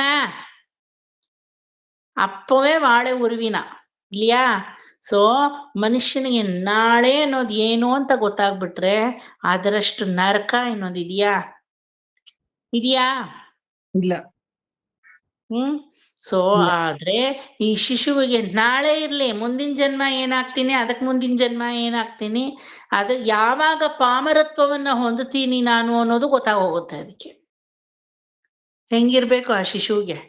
ನಾವು 7th month best development, very good very good. ತಾಯಿ ಮಗು ಹೇಳಿ ಕಳಿಸ್ತೀವಿ ಡಾಕ್ಟರ್ಸ್ ಅಲ್ವಾ. ತುಂಬಾ ಚೆನ್ನಾಗಿ ನಿಮ್ಮ ಮೊಮ್ಮಗು ಬೆಳೀತಾ ಇದೆ ನಿಮ್ ಸೊಸೆ ಹೊಟ್ಟೆನಲ್ಲಿ, ಬ್ಯೂಟಿಫುಲ್ ಡೆವಲಪ್ಮೆಂಟ್. ಅದ್ರ ಡೆವಲಪ್ಮೆಂಟ್ ಅದಕ್ಕೆ ಗೊತ್ತು, ಅದ್ರ ಸಂಕಟ ಅದಕ್ಕೆ ಗೊತ್ತು. ನಾವು ಹೊರ ವಲಯದಲ್ಲಿ ಸೈನ್ಸ್ ಏನ್ ಹೇಳುತ್ತೆ? Best development. ಕಣ್ಣಿರೋ ಜಾಗದಲ್ಲಿ ಕಣ್ಣು, ಮೂಗಿರೋ ಜಾಗದಲ್ಲಿ ಮೂಗು, ಬ್ರೈನ್ ಇರೋ ಜಾಗದಲ್ಲಿ ಬ್ರೈನು, ಹಾರ್ಟ್ ಬೀಟ್ ಸರಿಯಾಗಿ ಆಗ್ತಾ ಇದೆ, ಅಂಗವಿಕಲತೆ ಅನ್ನೋದು ಒಂಚೂರು ಇಲ್ಲ, physically mentally in all the way ಈ ಶಿಶು ಒಳ್ಳೆ ಡೆವಲಪ್ಡ್ ಶಿಶುವಾಗಿದೆ. ಬಟ್ ಅದಕ್ಕೆ ಈ ಡೆವಲಪ್ಮೆಂಟ್ ಬೇಕಾ? ಹೆದರ್ ಬಿಡುತ್ತೆ, 12 ಹೊಡ್ಕೊಳ್ಳುತ್ತೆ. ಅದಕ್ಕೆ ಅಬಡಿಯೇ ಆಡಿ ಪೋಲ್ಡು ಅಂತ ಹೇಳ್ತೀವಿ. ಹೆದರ್ಬಿಟ್ಟು 2 ಕೈಯನ್ನು ಸೇರಿಸುತ್ತೆ. ಸೇರಿಸಿ ಪರಮಾತ್ಮನಲ್ಲಿ ನಮಸ್ಕರಿಸುತ್ತೆ. ಆವಾಗ ಸುಪ್ರಸನ್ನನಾಗಿ ವೈಕುಂಠದಲ್ಲಿ ಜಾಜ್ವಲ್ಯಮಾನವಾಗಿ ಲಕ್ಷ್ಮೀ ಸಂವರ್ಧನನಾಗಿ ಸಹಸ್ರ ಸ್ಥೂಣ ಮಂಟಪದ ಮಧ್ಯದಲ್ಲಿ ಯಾವ ರೀತಿ ಪರಮಾತ್ಮ ಧರ್ಮಪೀಠದ ಮೇಲೆ ಕಂಗೊಳಿಸ್ತಾ ಇರ್ತಾನೋ ಅದೇ ರೂಪವನ್ನ ಆ ಶಿಶುವಿಗೆ ತೋರ್ತಾನೆ. ತನ್ನ ಎರಡೂ ಕಣ್ಣಿಗಳಿಗೂ ತನ್ನ ಹೃದಯ ಅಂತರ್ಚಕ್ಷುವಿಗೆ ಪ್ರಕಾಶಮಾನವಾಗಿ ಕಲ ಕಲ ಕಲ ಕಲ ಕಲ ಕಲ ಅಂತ ನಕ್ಕೊಂಡು ಅದುವೇ ತನ್ನ ದರ್ಶನವನ್ನ ಕೊಟ್ಬಿಡ್ತಾನೆ. ಅವಾಗ ಅದು ಅಳುತ್ತೆ. ಅಪ್ಪ ಆ ಅಳುವುದೇ ನಿಮ್ಮ ಜಂತುಸ್ತುತಿ. ಅರ್ಥ ಆಯ್ತಾ? ಏನಂತ ಅಳುತ್ತೆ ನೋಡೋಣ ಆಮೇಲೆ. ಫಸ್ಟ್ ಅಳುತ್ತೆ ಅದು. ಇಷ್ಟು ಚೆನ್ನಾಗಿ ಜಾಜ್ವಲ್ಯಮಾನವಾಗಿ ನನಗೆ ದರ್ಶನ ಕೊಟ್ಟಿದೀಯಲ್ಲ, ಮೇಲೂ ನನಗೆ ಯಾವುದೋ ಬೇಡದೇ ಇರೋ ಜ್ಞಾನವನ್ನು ಕೊಟ್ಟಿದೀಯಲ್ಲ, 100 ಜನ್ಮದಲ್ಲಿ ನಾನು ಏನೆಲ್ಲ ಆಗಿದ್ದೆ, ಮತ್ತೆ 100 ಜನ್ಮದಲ್ಲಿ ನಾನು ಏನೆಲ್ಲ ಆಗ್ತೀನಿ, ಈ ಥರ ನನಗೆ ಜ್ಞಾನವನ್ನು ಕೊಟ್ಟಿದೀಯಲ್ಲ, ದಯವಿಟ್ಟು ಈ ತಾಯಿಯ ಗರ್ಭದಲ್ಲೇ ನನ್ನನ್ನು ಮುಗಿಸಿಬಿಡು, ನಾನು ಹೊರಗಡೆ ಬರುವುದಕ್ಕೆ ಇಷ್ಟಪಡಲ್ಲ, ಗೊಳೋ ಅಂತ ಅಳುತ್ತೆ. ಆಶ್ಚರ್ಯ ಅಲ್ವಾ? ಪರಮಾಶ್ಚರ್ಯ. 8ನೇ ಗರ್ಭಕ್ಕೆ ಏನಾದ್ರೂ ನಾ ಹೋದ್ರೆ 8ನೇ ತಿಂಗಳಿಗೆ ಪರಮಾತ್ಮ ನನ್ನಲ್ಲಿರೋ ಈ ಜ್ಞಾನವನ್ನ ನೀನು ಮರುಕಳಿಸ್ಬಿಡ್ತೀಯ, ನೀನು ಮರೆಸ್ಬಿಡ್ತೀಯ. 8ನೇ ತಿಂಗಳಿಗೆ ಹೋಗಕ್ಕೆ ಮುಂಚೆ ದಯವಿಟ್ಟು ಗರ್ಭಪಾತವೋ ಗರ್ಭಸ್ರಾವವೋ ಏನೋ ಒಂದು ಹೆಸರು ಮಾಡಿ ನನ್ನನ್ನ ಮುಗಿಸ್ಬಿಡು, ನಾ ಹೊರಗಡೆ ಬರಕ್ ಇಷ್ಟಪಡಲ್ಲ. ಗೊಳೋ ಅಂತ ರೋಧನ ಶಿಶುವಿಂದು. ಪರಮಾತ್ಮನಲ್ಲಿ ರೋಧನ. ನಿನ್ನ ದಿವ್ಯ ಮಂಗಳ ರೂಪ ಬಿಟ್ರೆ ನನಗಿನ್ನೇನೂ ಬೇಡ, ದಯವಿಟ್ಟು ನನಗಿನ್ನೇನೂ ಬೇಡ, ದಯವಿಟ್ಟು ನನಗಿನ್ನೇನೂ ಬೇಡ. ಮಗು ರಾತ್ರಿ ಎಲ್ಲ ನಿದ್ದೆ ಮಾಡಕ್ ಬಿಡ್ಲಿಲ್ವಾ ಸುಜಾತ ಆಂಟಿ? ಅದಕ್ಕೆ ಕಣ್ಣು ಎಳೆದು ಹೋಗ್ತಾ ಇದೆ ಪಾಪ. 12 ಗಂಟೆ ನಿನ್ನೆ, 12 ಗಂಟೆ ತಿರುಪತಿಗೆ ಬೇರೆ ಹೋಗಿ ಬಂದ್ವಿ, ಮೊನ್ನೆ ಬಂದ್ವಿ. ಸ್ವಲ್ಪ ಸ್ಟ್ರೈನ್ ಆಗಿದೆ ಅಷ್ಟೇ. ಬೇಕು ಅಂದ್ರೆ ಇವತ್ತು ಲೀವ್ ತಗೊಂಡ್ಬಿಡಿ. ಇಲ್ಲ, ಲೀವೇನ್ ಬೇಡ, ಹಂಗೆ ಕೇಳಿಸ್ಕೊತೀನಿ. ಕೇಳಿಸ್ಕೊಳ್ಳಿ. ಸ್ವಲ್ಪ ನಿದ್ದೆ ಬಂದ್ರೆ ಮಾಡಿ, ಇನ್ನೇನು ಮಾಡಕ್ಕಾಗಲ್ಲ.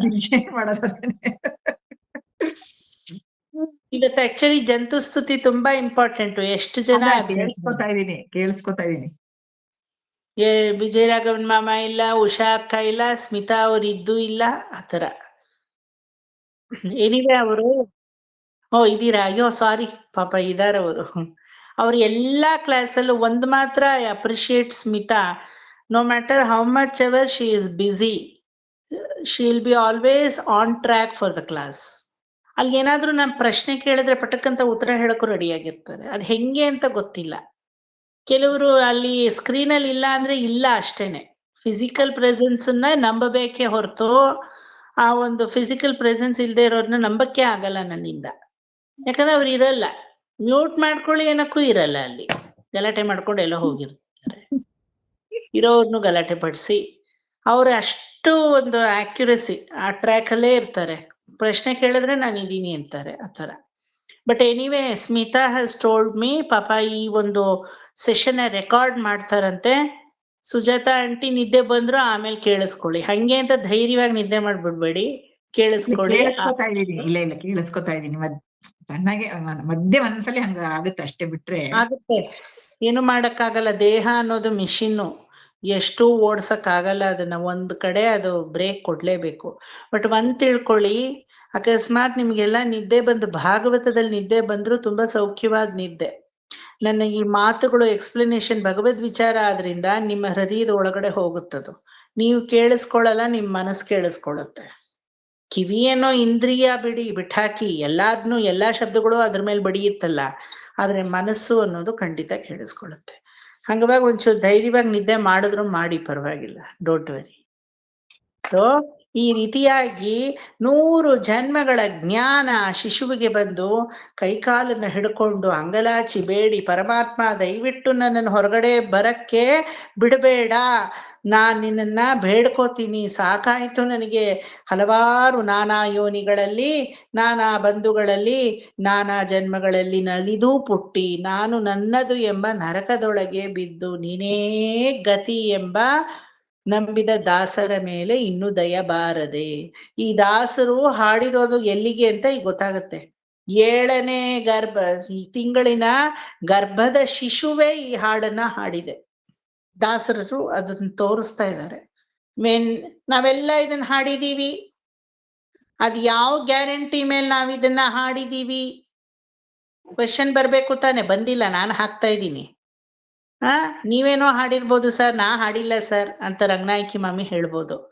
ಪ್ರೇಮ ಆಂಟಿ ಇಲ್ಲ ನಾ ಹಾಡಿದ್ದೀನಿ ಅಂತ ವಾದ ಮಾಡ್ಬೋದು. ಶೈಲಾ ಆಂಟಿ ನನಗ್ ಗೊತ್ತಿಲ್ಲ ಅನ್ಬೋದು. ಸುಜಾತ ಆಂಟಿ ನೀವ್ ಹೆಂಗ್ ಹೇಳಿದ್ರೆ ಹಂಗೆ, ನೀವ್ ಹಾಡಿದೀರಿ ಅಂದ್ರೆ ಹಾಡಿದೀವಿ, ಹಾಡಿಲ್ಲ ಆದ್ರೆ ಹಾಡಿಲ್ಲ.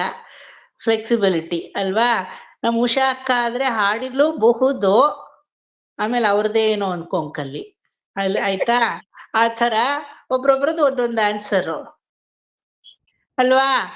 ಸೊ ಹಾಡಿದ್ದೀರಾ, ಅದೇ ರೀತಿ ಹತ್ತಿದ್ದೀರಾ, ಭಗವಂತನ ತಿರುವಡಿಯಲ್ಲಿ ಬಿದ್ದು ಶರಣಾಗತಿಯನ್ನ ಮಾಡಿದ್ದೀರಾ. ಒಂದು ಶರಣಾಗತಿ ಅಲ್ಲ, ಎಷ್ಟು ಶರಣಾಗತಿ ಕೇಳಿಸ್ಕೊಂಡ್ರೆ ನಮಗೆ ಆಶ್ಚರ್ಯವಾಗುತ್ತೆ. ನಮ್ಮ ಮೇಲೆ 10 ಶರಣಾಗತಿಯನ್ನ ಮಾಡಿದ್ದೀರಾ. 10 ವಿಧಮಾನ ಶರಣಾಗತಿ ಎಲ್ಲ ಬರೆಸ್ತೀನಿ ನಿಮ್ಗೆ, ಡೋಂಟ್ ವೆರಿ. 10 ವಿಧಮಾನ ಶರಣಾಗತಿ பண்ணிருப்போ. கண்டிப்பா பகவத் சரணாரவிந்தத்துல விழுந்து விழுந்து விழுந்து கரைஞ்சி கத்தி கதறி வேண்டாம், எனக்கு ಇನಿ ಜನ್ಮಂ ಬೇಡ, ಈ ಜನ್ಮನೇ ಬೇಡ, ದಯವಿಟ್ಟು ಕರುಣಿಸು, ಈ ತಾಯಿ ಗರ್ಭದಿಂದನೇ ನನ್ನನ್ನು ಹೊರಗಡೆ ಬಿಡಬೇಡ, ಗರ್ಭಸ್ರಾವವಾಗಿಸು ಅಂತ ಹೇಳಿ ಅಂಗಲಾಚಿದ್ದೀವಿ. ಯಾವ ಗ್ಯಾರಂಟಿ ಮೇಲೆ ಸರ್ ನಾವೆಲ್ಲ ಇದನ್ನ ಮಾಡಿದೀವಿ ಅಂತ ಇದ್ದೀರಾ ಅಂದ್ರೆ, ದ ಓನ್ಲಿ ಗ್ಯಾರಂಟಿ ಯಾರು ಮಾಡಿದಾರೋ ಅವರಿಗೆ ಜಂತು ಸ್ತುತಿ ಕೇಳಕ್ಕೂ ಆಗೋದು, ಅವರಿಂದಲೇ ಕಲಿಯಕ್ಕೂ ಆಗೋದು. ಎಲ್ರಿಗೂ ಜಂತು ಸ್ತುತಿ ಕೇಳಕ್ಕೂ ಆಗಲ್ಲ, ಕಲಿಯಕ್ಕೂ ಆಗಲ್ಲ. ಜಂತು ಸ್ತುತಿಯ ಫಲಶ್ರುತಿ ಹೇಳುತ್ತೆ, ದೋಸ್ ಹೂ ಹ್ಯಾವ್ ಡನ್ ಶರಣಾಗತಿ 10 types of Sharanagati in his 7th month when he is inside the womb of mother, only such souls will come to know the meaning of Jantustuti. ಕಪಿಲರೇ ಹೇಳ್ತಾರೆ, ದೇವಹೂತಿ ಕೇಳ್ತಾಳೆ, ಹೆಂಗೆ ನೀ ಹೇಳ್ತೀಯ, ಯಾವ ಒಂದು ಆಧಾರದ ಮೇಲೆ ಹೇಳ್ತೀಯ? ಶಿಶುಗಳೆಲ್ಲ ಎಲ್ಲ ಶಿಶುಗಳು ಶರಣಾಗತಿ ಮಾಡುತ್ತೆ ಅಂತ ಹೇಳಕ್ಕಾಗಲ್ಲ. ಯಾರು ಮಾಡಿದ್ದಾರೆ?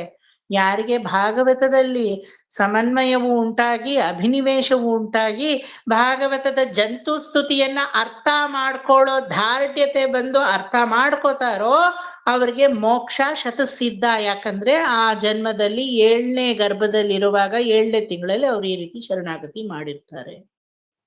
ಎಲ್ಲಿಗೆ ಲಿಂಕು ನೋಡಿದ್ರ? ನಾವ್ ಯಾವ್ದೋ ಒಂದು ಸ್ತುತಿ ಅಂತೆ, ಸರ್ ಏನೋ ಸಿಲೆಬಸ್ ಮುಗಿಸ್ಬೇಕು ಒದರ್ತಾ ಇದ್ದಾರಂತೆ, ಸರಿ ನಾನು ಕಣ್ಣು ಎಳಸ್ಕೊಳ್ದೇನೋ ಏನೋ ಮಾಡಿ ಆ ಕಡೆ ಕೇಳಿ ಮುಗಿಸಿ ಇವತ್ತಿನ ಕ್ಲಾಸ್ ಮುಗಿಸಿದ್ರೆ ಸಾಕು. ಆ ಕಡೆ ಇಲ್ಲ, ದಿಸ್ ಇಸ್ ಅವರ್ ಲೈಫ್. ಏನ್ ಪ್ರೇಮ ಆಂಟಿ? ಅನ್ಮ್ಯೂಟ್ ಮಾಡ್ಕೊಂಡು ಹೇಳಿ. ಭಾಗವತನೇ ಕಲಿದೇ ಇದ್ದವ್ರು ಹೇಗೆ? ಇಲ್ಲ, ಮಾಡಿಲ್ಲ, ಬರ್ದಿದೆ ಭಾಗವತದಲ್ಲೇ. ಭಾಗವತ ಅನ್ನೋ ಸೊಗಡೆ ಇಲ್ಲ ಅನ್ನೋರಿಗೆ ಅಂದ್ರೆ 10 ವಿಧವಾದ ಶರಣಾಗತಿ ಅವ್ರ ತಾಯಿ ಗರ್ಭದಲ್ಲಿ ಅವ್ರು ಮಾಡಿಲ್ಲ. ಅದು ಭಾಗವತನೇ ಆ ಪ್ರಾಮಿಸ್ ಕೊಡ್ತಾ ಇದೆ ನಿಮ್ಗೆ. ಹಂಗೆ ಅಂತ ಎಲ್ಲಾರ್ಗೂ ಹೋಗಿ ನೀವ್ ಜಂತು ಸ್ತುತಿ ಅರಿಯಕ್ಕಾಗತ್ತ ತಲೆ ಕುತ್ಕೊಂಡು? ಈ ಗುರುಗಳ ಹತ್ರ ಶರಣಾಗತಿ ನಾವು ಮಾಡ್ಕೋತೀವಲ್ಲ, ಅವಾಗ ಆಗಿರುತ್ತೆ ಅಂತ ಹೇಳ್ತೀವಲ್ಲ, ಗೊತ್ತಿಲ್ದೆ. ಅದು ಬಾಹ್ಯ ಶರಣಾಗತಿ, ಅದು ಬಾಹ್ಯ ಶರಣಾಗತಿ. ಸದ್ಯ ಅದಾದ್ರೂ ಮಾಡಿ ಕರೆ ಏರುವಂತ ಆಚಾರ್ಯರುಗಳು ತೋರಿಸಿದಾರೆ ನಮಗೆ ದಾರಿನ. ನೀನ್ ಅಂತರ್ ಶರಣಾಗತಿ ಮಾಡಿದ್ಯೋ ಬಿಟ್ಟಿಯೋ ಗೊತ್ತಿಲ್ಲ ಪರಮಾತ್ಮ, ನಾನು ತಾಯಿಯ ಗರ್ಭದಲ್ಲಿ ನಾನು ಶರಣಾಗತಿ ಮಾಡಿದ್ನೋ ಇಲ್ವೋ ನನಗ್ ಗೊತ್ತಿಲ್ಲ. ಅಟ್ಲೀಸ್ಟ್ ಬಾಹ್ಯದಲ್ಲಾದ್ರೂ ಆಚಾರ್ಯರು ತೋರಿಸಿರೋ ದಾರಿ ನಾನು ಶರಣಾಗತಿ ಮಾಡಿದ್ರೆ ಎಲ್ಲೋ ಒಂದ್ ಸ್ವಲ್ಪ ಕನ್ಸಿಡರೇಷನ್ ಇದೆ ನನಗೆ ಅಡ್ಮಿಷನ್ಗೆ, ವೈಕುಂಠಕ್ಕೆ. ಮಾಡದೇ ಇರೋರ್ಗೆ, ಬಾಹ್ಯ ಶರಣಾಗತಿ ಮಾಡದೇ ಇರೋರ್ಗೆ ಅಥವಾ ಭಾಗವತಕ್ಕೆ ಬರ್ದೇ ಇರೋರ್ಗೆ ಆ 10 ಶರಣಾಗತಿ ಆಗಿರಲ್ಲ ಅಂತನಾ ನೀವ್ ಹೇಳ್ತಾ ಇರೋದು? ಖಂಡಿತ ಆಗಿರಲ್ಲ. ಭಾಗವತನೇ ಗೊತ್ತಿಲ್ಲ, ಗಂಧ ಗಾಳಿ ಇಲ್ಲ, ಭಾಗವತ ಅನ್ನೋ ಹೆಸರೇ ಗೊತ್ತಿಲ್ಲ ಅನ್ನೋರ್ಗೆ 10 ಶರಣಾಗತಿ ಇರ್ಲಿ, ಜಂತು ಸ್ತುತಿ ಗೊತ್ತಾಗುತ್ತಾ? ಯಾಕೆ ನೀವು ಭಾಗವತಕ್ಕೆ ಬಂದು ಒಂದು ಕಾಲ್ ವರ್ಷ ಆಯ್ತು, ಜಂತು ಸ್ತುತಿ ಗೊತ್ತಿತ್ತಾ? ನಿಮ್ಮನ್ನೇ ತಗೊಳ್ಳಿ, ಅವ್ರಿವ್ರು ಬೇಡ. ಜಂತು ಸ್ತುತಿ ಅನ್ನೋದೇ ಅದಕ್ಕೆ. ನಾನು ಮತ್ತೆ ಜಾರದೇ ಇರೋ ತರ ಒಂದು ಸ್ತುತಿಯನ್ನ ಮಾಡ್ತೀನಿ ಪರಮಾತ್ಮ, ಜಾರಿಸ್ಬೇಡ ನನ್ನನ್ನ. ಜಂತು ಅನ್ನೋಕ್ಕೆ ಅರ್ಥ ಫಸ್ಟ್ ಹೇಳದೆ ತಾನೆ ಪ್ರಥಮ ಪರ್ವದಲ್ಲಿ, ಇವತ್ತು 3 ಗಂಟೆಗೆ ಶುರು ಮಾಡಿದ್ದು. ಆ ಜಂತು ಅರ್ಥ ಏನು? ಯಾರು ಜಾರಕ್ಕಾಗಲ್ಲ. ಹೆಬ್ಬಾವಾದವ್ರು ನಾಗರಾವ್ ಹಾಕ್ತಾರೆ, ನಾಗರಾವಾದವ್ರು ರಣಹದ್ದು ಹಾಕ್ತಾರೆ, ರಣಹದ್ದಾದವರು ಆನೆ ಹಾಕ್ತಾರೆ, ಆನೆ ಆದವರು ಮರ್ಕಟವಾಗ್ತಾರೆ, ಮರ್ಕಟವಾದವರು ಮನುಷ್ಯ ಆಗ್ತಾರೆ. ಆದ್ರೆ ಮರ್ಕಟದವರೆಗೂ ಜಾರಿಕೆನೇ ಇಲ್ಲ, ಜಂತು ಅಲ್ಲ, ಜೀವ ಅಷ್ಟೇನೆ. ಆದ್ರೆ ಮನುಷ್ಯನಾದವನು ಜಂತು, ಜೀವ ಅಲ್ಲ. ಯಾಕಂದ್ರೆ ಜಾರುವ ಚಾನ್ಸ್ ಇದೆ. ನೀವು ಮೇಲೆ ಹೋದಷ್ಟು ಜಾರೋ ಜಾಸ್ತಿ ಅಲ್ವಾ. ಕೆಳಗಡೆ ಏನೇ ಇದ್ರೆ ಎಲ್ ಜಾರ್ತೀರಾ? ಧಬಾರ್ ಅಂತ ಬೀಳೋ ಒಂದು ಎಚ್ಚರಿಕೆ ಎಲ್ ಕೊಡ್ತಾರ ನಿಮ್ಗೆ? ಜೋಕೆ ಬೀಳ್ತೀಯ ಅಂತ 10ನೇ ಮೆಟ್ಲಿಗೆ ಹೋದ್ಮೇಲೆ ಕೊಡ್ತೀವಿ, ಸರಿಯಾಗಿ ಹಿಡ್ಕೊಂಡು ಹೋಗು ಅಂತ. ಆ ಮೆಟ್ಲೆ ಏರ್ದೇ ಇರೋರಿಗೆ ಎಲ್ಲಿಂದ ಬೀಳ್ತಾನ ಅವನು ಅಲ್ವಾ? ಕೀಟ, ನರ, ಯಾವುದೋ ಒಂದು ಜಂತು, ಜೀವಾಳ, ಇದೆಲ್ಲ ಏನು ಮೆಟ್ಲಿಗೆ ಏರ್ದೇ ಇರೋದು. ನಾನು ಮನುಷ್ಯನಾಗ್ ಬಂದೆ ಅಂದ್ರೆ ಪ್ರಪ್ರಥಮ ಮೆಟ್ಲಿಗೆ ಬಂದು ನಿಂತಿದ್ದೀನಿ. But now I have to see that I should not slip. ಬಿದ್ದೆ ಅಂದ್ರೆ ಏನ್ ಸಾಮಾನ್ಯವಾದ ಬೀಳುವಿಕೆ ಅಲ್ಲ ಅದು ಅಲ್ವಾ. அங்கிருந்து குப்புறத்துக்கு அடிச்சு மடையல்னு கீழே ஒரேந்திரிய விழ வேண்டியது அவ்வளவுதான் ಅಲ್ವಾ. ಎಷ್ಟೋ ಜನ ಬಿದ್ದಿಲ್ವಾ? ಉತ್ತಮೋತ್ತಮ ಜನ್ಮ ಪಡೆದು ಯಾವುದೋ ಮದ್ಯಪಾನಾದಿಗಳಿಗೆ, ಜೂಜಿಗೆ, ಯಾವುದೋ ಒಂದು ದುರಭ್ಯಾಸಗಳಿಗೆ ತನ್ಮನ್ನ ತಾವು ತೊಡಗಿಸ್ಕೊಂಡು ಜಾರಿಲ್ವಾ ಜಂತುಗಳು? ಅವ್ರಿಗೇನ್ ಭಾಗವತ ಒಲ್ದಿದ್ಯಾ? ಜಂತು ಸ್ತುತಿ ಅರ್ಥ ಆಗುತ್ತಾ? ಫಸ್ಟ್ ಅಂಡ್ ಫಾರ್ಮೋಸ್ಟ್ ಭಾಗವತ ಏನು ಅಂತ ಅರ್ಥ ಮಾಡ್ಕೊಂಡ್ರೆ ಜಂತು ಸ್ತುತಿಗೆ ಆಮೇಲೆ ಇಳಿಯೋದು. ಅದ್ರಲ್ಲಿ ಕಪಿಲೋಪಾಖ್ಯಾನ, ಆತ್ಮವಿದ್ಯಾ ಪ್ರಕರಣ 6ನೇ ಪ್ರಕರಣಕ್ಕೆ ಬರ್ಬೇಕಲ್ಲ. ರಥನ ಗೋವಿಂದ ಗೋವಿಂದ ಅಂತ ಹೇಳ್ಕೊಂಡು ರಥ ತಾನೇ ಇದು, ಬ್ರಹ್ಮರಥ ತಾನೆ. ಫಸ್ಟ್ ಏನು ಬರೀ ಜಯ ಜಯ ಭಾಗವತ ಅದ್ರಲ್ಲೇ ಕೂತಿದ್ರಿ. ಇವತ್ತೇನ್ ಮಾಡ್ತಾ ಇದ್ದೀರಾ? 6th ಸೆಕ್ಟಾರ್ ಆಫ್ ಆತ್ಮವಿದ್ಯಾ ಪ್ರಕರಣ ಕೈಯಾಳ್ತಾ ಇದ್ದೀರಾ. ಎಲ್ಲಿವರೆಗೂ ಬಂದಿದೆ ನಿಮ್ ಜರ್ನಿ ಅಲ್ವಾ? ಸೊ ಈ ಭಾಗವತದಲ್ಲಿ ಈ ಒಂದು ಪುಟದಲ್ಲಿ ಜಂತುಸ್ತುತಿಯ ಫಲಶ್ರುತಿ ಫಸ್ಟ್ ಎಕ್ಸ್ಪ್ಲೇನ್ ಮಾಡಲ್ಪಡುತ್ತೆ. ಏನಂದ್ರೆ ಯವನೊರುತ್ತನಕ್ಕೆ ஜந்துஸ்துதி புரியறதோ, அப்படி ஒன்று இருக்குன்ட்டு தெரியறதோ, ಆ ಒಂದು ಸೋಲ್ ಆಲ್ರೆಡಿ 10 ವಿಧವಾದ ಶರಣಾಗತಿಗಳನ್ನ ಅವರ ತಾಯಿ ಗರ್ಭದಲ್ಲಿ ಮಾಡಿದೆ ಅನ್ನೋದು ಶತಸಿದ್ಧ. ನಿಮ್ ತಾಯಿ ಮಾಡಿದಾರೋ ಇಲ್ವೋ ಇದು ಹೇಳಿಲ್ಲ, ನೀವು ಮಾಡಿದೀರಾ ಅಂತ ಹೇಳುತ್ತೆ. ಒಪ್ಕೋತೀರಾ? ಓಕೆ. ನಿಮ್ ತಾಯಿ ಗರ್ಭದಲ್ಲೇ ನೀವಿರೋದು. ಒಂದು ಜಾಗ ಅದು ಅಷ್ಟೇನೆ. It is an empty space. ಆದ್ರೆ ನಿಮ್ ತಾಯಿನೂ ಇದು ನಿಮ್ ಜೊತೆ ಮಾಡಿದ್ದಾರೆ ಅಂತ ಹೇಳಿಲ್ಲ ಅಲ್ವಾ. ಸುಜಾತ ಆಂಟಿ ಜಂತುಸ್ತುತಿ ಅರ್ಥ ಮಾಡ್ಕೋತಾ ಇದ್ದಾರೆ ಅಂದ್ರೆ ಹೇಮಾ ಆಂಟಿನೂ ಅದ್ರ ಜೊತೆ ಅರ್ಥ ಮಾಡ್ಕೊಳ್ಳೇಬೇಕು, ಕಂಪಲ್ಸರಿ ಅಂತ ಇಲ್ಲ. ಹೇಳಿದ್ಯಾ ಭಾಗವತ? ಸುಜಾತ ಆಂಟಿ ಮಾಡ್ಕೊಂಡಿದ್ದಾರೆ ಅಂದ್ರೆ ಅವರು ಹೇಮಾ ಆಂಟಿ ಗರ್ಭದ ಒಳಗಡೆ ಇದ್ದಾಗ ಶರಣಾಗತಿ ಮಾಡಿದ್ದಾರೆ, ಶತಸಿದ್ಧ ಅದು. ಅದಕ್ಕೆ ಭಾಗವತವೇ ಪ್ರಮಾಣ. ಹೇಮಾ ಆಂಟಿ ಮಾಡಿದಾರಾ ಅದು ಗೊತ್ತಿಲ್ಲ, ಅದನ್ನ ಸುಜಾತ ಆಂಟಿನೂ ಹೇಳಕ್ಕಾಗಲ್ಲ. ಆಗುತ್ತಾ? ಯಾಕಂದ್ರೆ ಭಾಗವತದಲ್ಲಿ ಅದ್ರ ಪ್ರಮಾಣ ಇಲ್ಲ. ನಾನಿವತ್ತು ಜಂತುಸ್ತುತಿ ನಿಮ್ಗೆ ಹೇಳ್ಕೊಟ್ಟು ಅರಗಿಸ್ಕೊತಾ ಇದ್ದೀನಿ ಅಂದ್ರೆ ನಾನು ನಮ್ಮ ಅಮ್ಮನ ಗರ್ಭದಲ್ಲಿ ನಾನು ಮಾಡಿದ್ದೀನಿ ಶರಣಾಗತಿಯನ್ನ. ನಮ್ಮಮ್ಮ ಮಾಡಿದಾರಾ? ನಾನ್ ಹೇಳಲ್ಲ ಅದಕ್ಕೆ ಉತ್ತರ. ಮಾಡಿರ್ಲೂಬಹುದು, ಅವ್ರಿಗೆ ಈ ಜಂತುಸ್ತುತಿ ಕೇಳಿರ್ಲೂಬಹುದು, ಕೇಳದೇನೂ ಇದ್ದಿರ್ಬೋದು. ನಾನ್ ಹೇಳಕ್ಕಾಗಲ್ಲ. ನನ್ನ ಪರವಾಗಿ ಮಾತ್ರ ನಾ ಉತ್ತರ ಹೇಳಕ್ ಸಾಧ್ಯ. ನೀ ಕೇಳಿಸ್ಕೊತಾ ಇದಾರಲ್ಲ ಮನೆಯನ್ನೆಲ್ಲ, ನೀವ್ ಹೇಳೋದನ್ನೆಲ್ಲ ಈಗ 10 ಸಲ ಕೇಳಿಸ್ಕೊಂಡಾಯ್ತವ್ರು ಅಲ್ವಾ. ಕೇಳಿಸ್ಕೊಳ್ಳೋದು ಮುಖ್ಯವಾಗಲ್ಲ, ಡೈಜೆಷನ್, ಅರ್ಥ ಮಾಡ್ಕೊಳ್ಳೋದು, ಅರಗಿಸ್ಕೊಳ್ಳೋದು. ಕೇಳಿಸ್ಕೊಂಡಿರೋದೆಲ್ಲ ಅರಗಿಸ್ಕೋಬೇಕು ಅನ್ನೋ ರೂಲ್ ಇಲ್ಲ. ಅರಗಿಸ್ಕೊಳ್ಳೋದನ್ನೆಲ್ಲ ಕೇಳಿಸ್ಕೋದಲ್ದೇನೆ ಅರಗಿಸ್ಕೋಬಹುದು ಅಲ್ವಾ. ಅಥವಾ ಕೇಳಿಸ್ಕೊಂಡಿದ್ದನ್ನೆಲ್ಲ ಅರಗಿಸ್ಕೊಳಕ್ ಆಗೋದು ಇಲ್ಲ, ಯಾವಾಗ್ಲೂ ಬೇಕು ಇಲ್ಲ. ಕೇಳಿಸ್ಕೊಳ್ಳದೇನೆ ಕೆಲವೊಂದು ವಿಚಾರಗಳು ತಾನಾಗೆ ಅರಗಲ್ಪಡುತ್ತೆ. ಗೊತ್ತಾಯ್ತಾ? ಭಾಗವತದಲ್ಲಿ ತುಂಬಾ ಸೂಕ್ಷ್ಮವಾದ ವಿಚಾರಗಳು ಇದೆಲ್ಲ. ಆಯ್ತಾ? ಒಂದು ಜಂತು இப்படி கத்தி கதறி அழுத்த யாராவது போய் ஒரு ஸ்துதியா போடுவாளா? ಕ್ವೆಶ್ಚನ್. ನಾನ್ ಬರಲ್ಲ, ನನ್ನನ್ನ ವಾಪಸ್ ತಗೋ, ದಯವಿಟ್ಟು ನಿನ್ನ ಕಾಲಲ್ಲಿ ಬಿದ್ದು ಕೇಳ್ಕೋತಾ ಇದ್ದೀನಿ, ಕನಿಕರ ಅಂತ ಇದ್ರ ಒಂಚೂರು ನನ್ನನ್ನ ಈ ಗರ್ಭದಲ್ಲಿ ನನ್ನನ್ನು ಮುಗಿಸು. ಅಷ್ಟು ಚೆನ್ನಾಗಿ ನಿನ್ನ ಹೃದಯದಲ್ಲಿ ವಕ್ಷಸ್ಥಳದಲ್ಲಿ, ಪರಮಾತ್ಮನ ವಕ್ಷಸ್ಥಳದಲ್ಲಿ ಮಹಾಲಕ್ಷ್ಮಿ ಬೆಳಗ್ತಾ ಇರೋದು ಈ ಕಣ್ಣಿಂದ ನೋಡ್ತೀವಿ ನಾವು. ಕಾರುಣ್ಯವೇ ಮೂರ್ತಿವೆತ್ತಂತೆ ಪರಮಾತ್ಮ ನಿನ್ನ ಹೃದಯ ಕಲ್ಲು ಕೌಸ್ತುಭ. ಆದ್ರೆ ಅದನ್ನ ಒದ್ದೆ ಮಾಡುವಂತಹ ಮಹಾಲಕ್ಷ್ಮಿ ನೋಡು ಇಣುಕ್ತಾ ಇದ್ದಾಳೆ ನಿನ್ನ ವಕ್ಷಸ್ಥಳದಲ್ಲಿ. ಅವಳಿಂದಾಳೆ ನಿನಗೆ ಸ್ವಭಾವವೇ ಕರುಣಾಶಾಲಿ, ಕರುಣಾಮೂರ್ತಿ ಅಂತ ಟೈಟಲ್ ಬೇರೆ. ಹಾಗಾಗಿ ನೀನು ಕರುಣೆಯಿಂದ ದಯವಿಟ್ಟು ನನ್ನ ಹೋಗಲಾಡಿಸು ಹೋಗಲಾಡಿಸು ಹೋಗಲಾಡಿಸು ಅಂತ ಒಂದು ಬಾರಿ ಅಲ್ಲ, ಜಂತುಸ್ತುತಿ ಹೇಳುತ್ತೆ, ಸಹಸ್ರ ಬಾರಿ ಕೇಳುತ್ತೆ. 7ನೇ ತಿಂಗಳು ಎಷ್ಟು ದಿನ? 30 ದಿನ. 30 ದಿನದಲ್ಲಿ ಅದು ಎಷ್ಟು ಸಲ ಕೇಳ್ಕೊಂಡಿರುತ್ತ ಶಿಶು ನಮಗ್ ಗೊತ್ತಿಲ್ಲ. ಸಹಸ್ರ ಬಾರಿ ಅಂತ ನೀವೇ ಮ್ಯಾಥಮೆಟಿಕಲ್ ಕ್ಯಾಲ್ಕುಲೇಷನ್ ಹಾಕೊಳ್ಳಿ. ಅಷ್ಟು ಸಲ ಕೇಳಿ ಕೇಳಿ ಕೇಳಿ ಕೇಳಿ ಅಂಗಲಾಚದಾಗ ಭಗವಂತ ತನ್ನ சோதிவாய் திறந்து தன்னுடைய அந்த வாய் திறந்து பேசுறார். பேசும் பெருமாள் பேசும் பெருமாள் பேசும் பெருமாள். ಅದಕ್ಕೆ ಗರ್ಭಗೃಹ ಗರ್ಭಗೃಹ, ಕರುವರೈ ಕರುವರೈ. ತಮಿಳಲ್ಲಿ ಗರ್ಭಕ್ಕೆ ಏನಂತಾರೆ? ಕರುವರೈ ಅಂತಾನೆ ಹೇಳೋದು ಅಲ್ವಾ? ಕನ್ನಡದಲ್ಲಾದ್ರೆ ಗರ್ಭಗೃಹ ಅಂತ ಗರ್ಭಗೃಹಕ್ಕೆ ಹೇಳ್ತೀವಿ, ಇದು ಬರೀ ಗರ್ಭ ಅಂತೀವಿ. ஆனா தமிழ்நாட்டுக்கு போன திவ்ய தேசத்துல பெருமாள் எங்க இருக்கார்? கருவறையில் இருக்கார். குழந்தை எங்க இருக்கு? தாயாருடைய கருவறையில் இருக்கு. ஒரே பேர் தான் 2 பேருக்கும், ಕರುವರೈ ಕರುವರೈ ಕರುವರೈ. ಆಯ್ತಾ? ಅವಾಗ ಪರಮಾತ್ಮ ಆ ಗರ್ಭದಿಂದ ಮಾತಾಡಕ್ಕೆ ಶುರು ಮಾಡ್ತಾರೆ. ನೀನು 10 ವಿಧವಾದ ಶರಣಾಗತಿಯನ್ನ ನನ್ನಲ್ಲಿ ಮಾಡಿದ್ದೇ ಆದಲ್ಲಿ, ಹೇ ಜಂತು, ನಿನಗೆ ಅಪರೋಕ್ಷವಾದಂತಹ ಜ್ಞಾನವನ್ನ ಕೊಟ್ಟು ನೀನು ಮತ್ತೆ ಜಾರದೇ ಇರೋ ತರ ನಾನ್ ನಿನ್ನ ಕೈ ಹಿಡಿತೀನಿ. ಆದ್ರೆ ನೀನ್ ನನಗೊಂದು ಪ್ರಾಮಿಸ್ ಮಾಡ್ಬೇಕು. ಏನ್ ಪ್ರಾಮಿಸು? ನನ್ನ ಕೈ ಹಿಡಿಯೋ ಅಷ್ಟು ದೂರ ನೀನು ಬರ್ಬೇಕಷ್ಟೆ. ನನ್ನ ಕೈ ಇದೆ, ನನ್ನ ಕೈಯನ್ನ ಹಿಡಿಯೋ ಅಷ್ಟು ದೂರ ಬರಬೇಕು. ಆ ಹಿಡಿಯೋ ಅಷ್ಟು ದೂರ ಬರೋದೇ ಭಾಗವತ ಉಪಾಸನೆ. ಅರ್ಥ ಆಯ್ತಾ? ಏನು ಭಾಗವತ ಉಪಾಸನೆ ಅಂದ್ರೆ ಭಗವಂತನ ಕೈಯನ್ನ ಹಿಡಿಯೋ ಅಷ್ಟು ದೂರ ನಾವು ಓಡ್ ಹೋಗ್ತಾ ಇರೋದೇ ಭಾಗವತ ಉಪಾಸನೆ. ಪರಮಾತ್ಮ ಹೇಳ್ತಾನೆ, don't worry, I will never put you down. ಮತ್ತೆ ನಿನ್ನನ್ನ ಬೇರೆ ಶಿಶುಗಳ ಹಾಗೆ ಅಥವಾ ಬೇರೆ ಜಂತುಗಳ ಹಾಗೆ ಅಧಪತನಕ್ಕೆ ನಾನು ತಳ್ಳಲ್ಲ ಅಂತ ಎಲ್ಲಾ ಶಿಶುಗೂ ಇದನ್ನ ಹೇಳ್ತಾನವನು. ಬರೀ ಅಳೋ ಶಿಶುಗಲ್ಲ, ಎಲ್ಲ ಆಲ್ ಗರ್ಭ. ಒಂದ್ ದರೋಡೆ ಮಾಡ್ದವಳು, ಒಂದ್ ಕೊಲೆ ಮಾಡ್ದವಳು, ಕೊಲಪಾತಕಿ, ಒಂದ್ ಭಿಕ್ಷಿಕಿ ಗರ್ಭದಲ್ಲೂ ಇದೇ ಪ್ರೋಸೆಸ್ ನಡೆಯುತ್ತೆ 7ನೇ ತಿಂಗಳಲ್ಲಿ. ಬರೀ ನಮಗೆ ಅಂತ ತಿಳ್ಕೊಬೇಡಿ.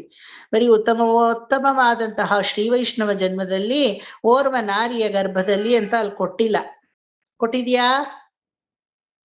ಎಲ್ಲ ಸ್ತ್ರೀ ಗರ್ಭದ, ಎಲ್ಲ ಮನುಷ್ಯ ಜಾತಿಯ, even Hindu, Christian, Muslim Tandi, ಅದು ತಾಂಡಿ, ಕ್ಯಾಸ್ಟ್ ಕ್ರೀಡ್ ಎಲ್ಲ ತಾಂಡಿ ಆ ಪರಮಾತ್ಮ ಆ ಶಿಶುವಿಗೆ ದಿವ್ಯವಾದಂತಹ ಬೋಧನೆಯನ್ನ ಮಾಡ್ತಾನೆ. ನಾನೇ ಗತಿ ಅಂತ ನಿನಗೆ ಜ್ಞಾನವನ್ನ ಕೊಟ್ಟಿದ್ದೀನಿ, ನೀನ್ ಈಗ ಇನ್ನೇನೋ ಶರಣಾಗತಿಯನ್ನ ಮಾಡ್ತಾ ಇದೀಯ. ಆದ್ರೆ 8ನೇ ತಿಂಗಳಲ್ಲಿ ಸಕಲ ಜ್ಞಾನವೂ ಉರುಡೋಗುತ್ತೆ, ಬಿದ್ದೋಗುತ್ತೆ. ಆದ್ರೆ ಆವಾಗ್ಲೂ ನೀ ಶರಣಾಗತಿ ಬುದ್ಧಿ ಇದೆಯಾ? That is important. 7ನೇ திங்களில் கத்தி கதறி அப்படியே நீதா எனக்கு வேணும், நீதா எனக்கு வேணும். அப்புறம் 7வது மாசம் இருக்கட்டும், 80வது வயசுல கூட நினைவு கிடையாது. எத்தனையோ பேருக்கு 70 ಇಯರ್ಸ್ ಆದ್ರೂ ಪಾರಮಾರ್ಥಿಕವಾಗಿ ಹೊಳೆಯೋದೇ ಇಲ್ಲ, ಯೋಚನೆನೇ ಇಲ್ಲ. ಪಕ್ಕದ ಮನೆಯಲ್ಲಿ ಎಷ್ಟು ತೂತು, ನಮ್ಮ ಮನೇಲಿ ಎಷ್ಟು ಬಿಲ, ಇಷ್ಟದಲ್ಲೇ ಇರ್ತಾರಲ್ವಾ? உங்காத்துல அடுப்பே தூத்தா இருக்கா, எங்காத்துல ಸದ್ಯ ಪರವಾಗಿಲ್ಲ ದೋಷೆ ಕಾವಲಿ ತೂತಾ ಇருக்கு ಅಲ್ವಾ? 70ನೇ ವಯಸ್ಸಲ್ಲೂ ಇದೇ ಮಾತುಗಳಲ್ಲಿ ಇರ್ತಾರಲ್ವಾ? ಅದಕ್ಕೆ ನೋಡು, 7ನೇ ತಿಂಗಳಲ್ಲಿ ನಿನ್ಗೆ ಜ್ಞಾನ ಕೊಟ್ಟಿದ್ದೀನಿ. ಈಗ ನನ್ನನ್ನ ನೀನು ಪೀಡಿಸಿ ಹತ್ತು ಕರೆದು ಬೇಡ ನಂಗೆ ಈ ಜನ್ಮ ಅನ್ನೋದ್ರಲ್ಲಿ ಏನೂ ಅರ್ಥ ಇಲ್ಲ. ಬಟ್ ಬಿ ಕೇರ್ಫುಲ್, 70 ಇಯರ್ಸ್ ಅಲ್ಲೂ ಇದೇ ಜ್ಞಾನ ನಿಂಗಿರ್ಬೇಕು. ಯಾಕಂದ್ರೆ ಮಾಯೆ ಅನ್ನೋದು ಬಂದು ಕವಚುತ್ತೆ. ಇನ್ನೇನ್ 2 ದಿನ ಇದೆ ಅಷ್ಟೇ ಮಾಯೆ ಕವಚಕ್ಕೆ. 7ನೇ ತಿಂಗಳು ಮುಗಿಯಕ್ಕೆ ಇನ್ನೊಂದು 1 ದಿನ ಇದೆ, 24 ಅವರ್ ಇದೆ ಅಷ್ಟೇನೆ. ಯಾವ ತರ ನೀನು ಮಾಡುತ್ತೆ ಅಂತ ನೋಡ್ತಾ ಇರು, ಮುಂದೆ ಇದೆ ಅದುವೆ.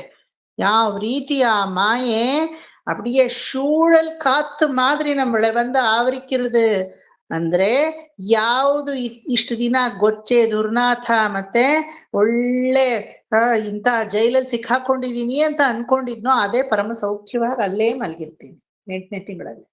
ಆಹಾ, ಇತ್ತ விட ஒரு ಭೋಗ್ಯ 2வது இருக்கா? ಶೇಷತಲ್ಪ ತರ ಇದೆ. ಕ್ಷೀರಸಾಗರದ ಮಧ್ಯದಲ್ಲಿ ಶೇಷತಲ್ಪದಲ್ಲಿ ಪವಡಿಸಿರುವ ಪರಮಾತ್ಮ ಕೂಡ ಸೌಖ್ಯವಾಗಿರ್ತಾನೋ ಇರಲ್ವೋ ಗೊತ್ತಿಲ್ಲ, ಯಾಕಂದ್ರೆ ನಮಗೋಸ್ಕರ ಪರಿತಪಿಸ್ತಾ ಇರ್ತಾನೆ.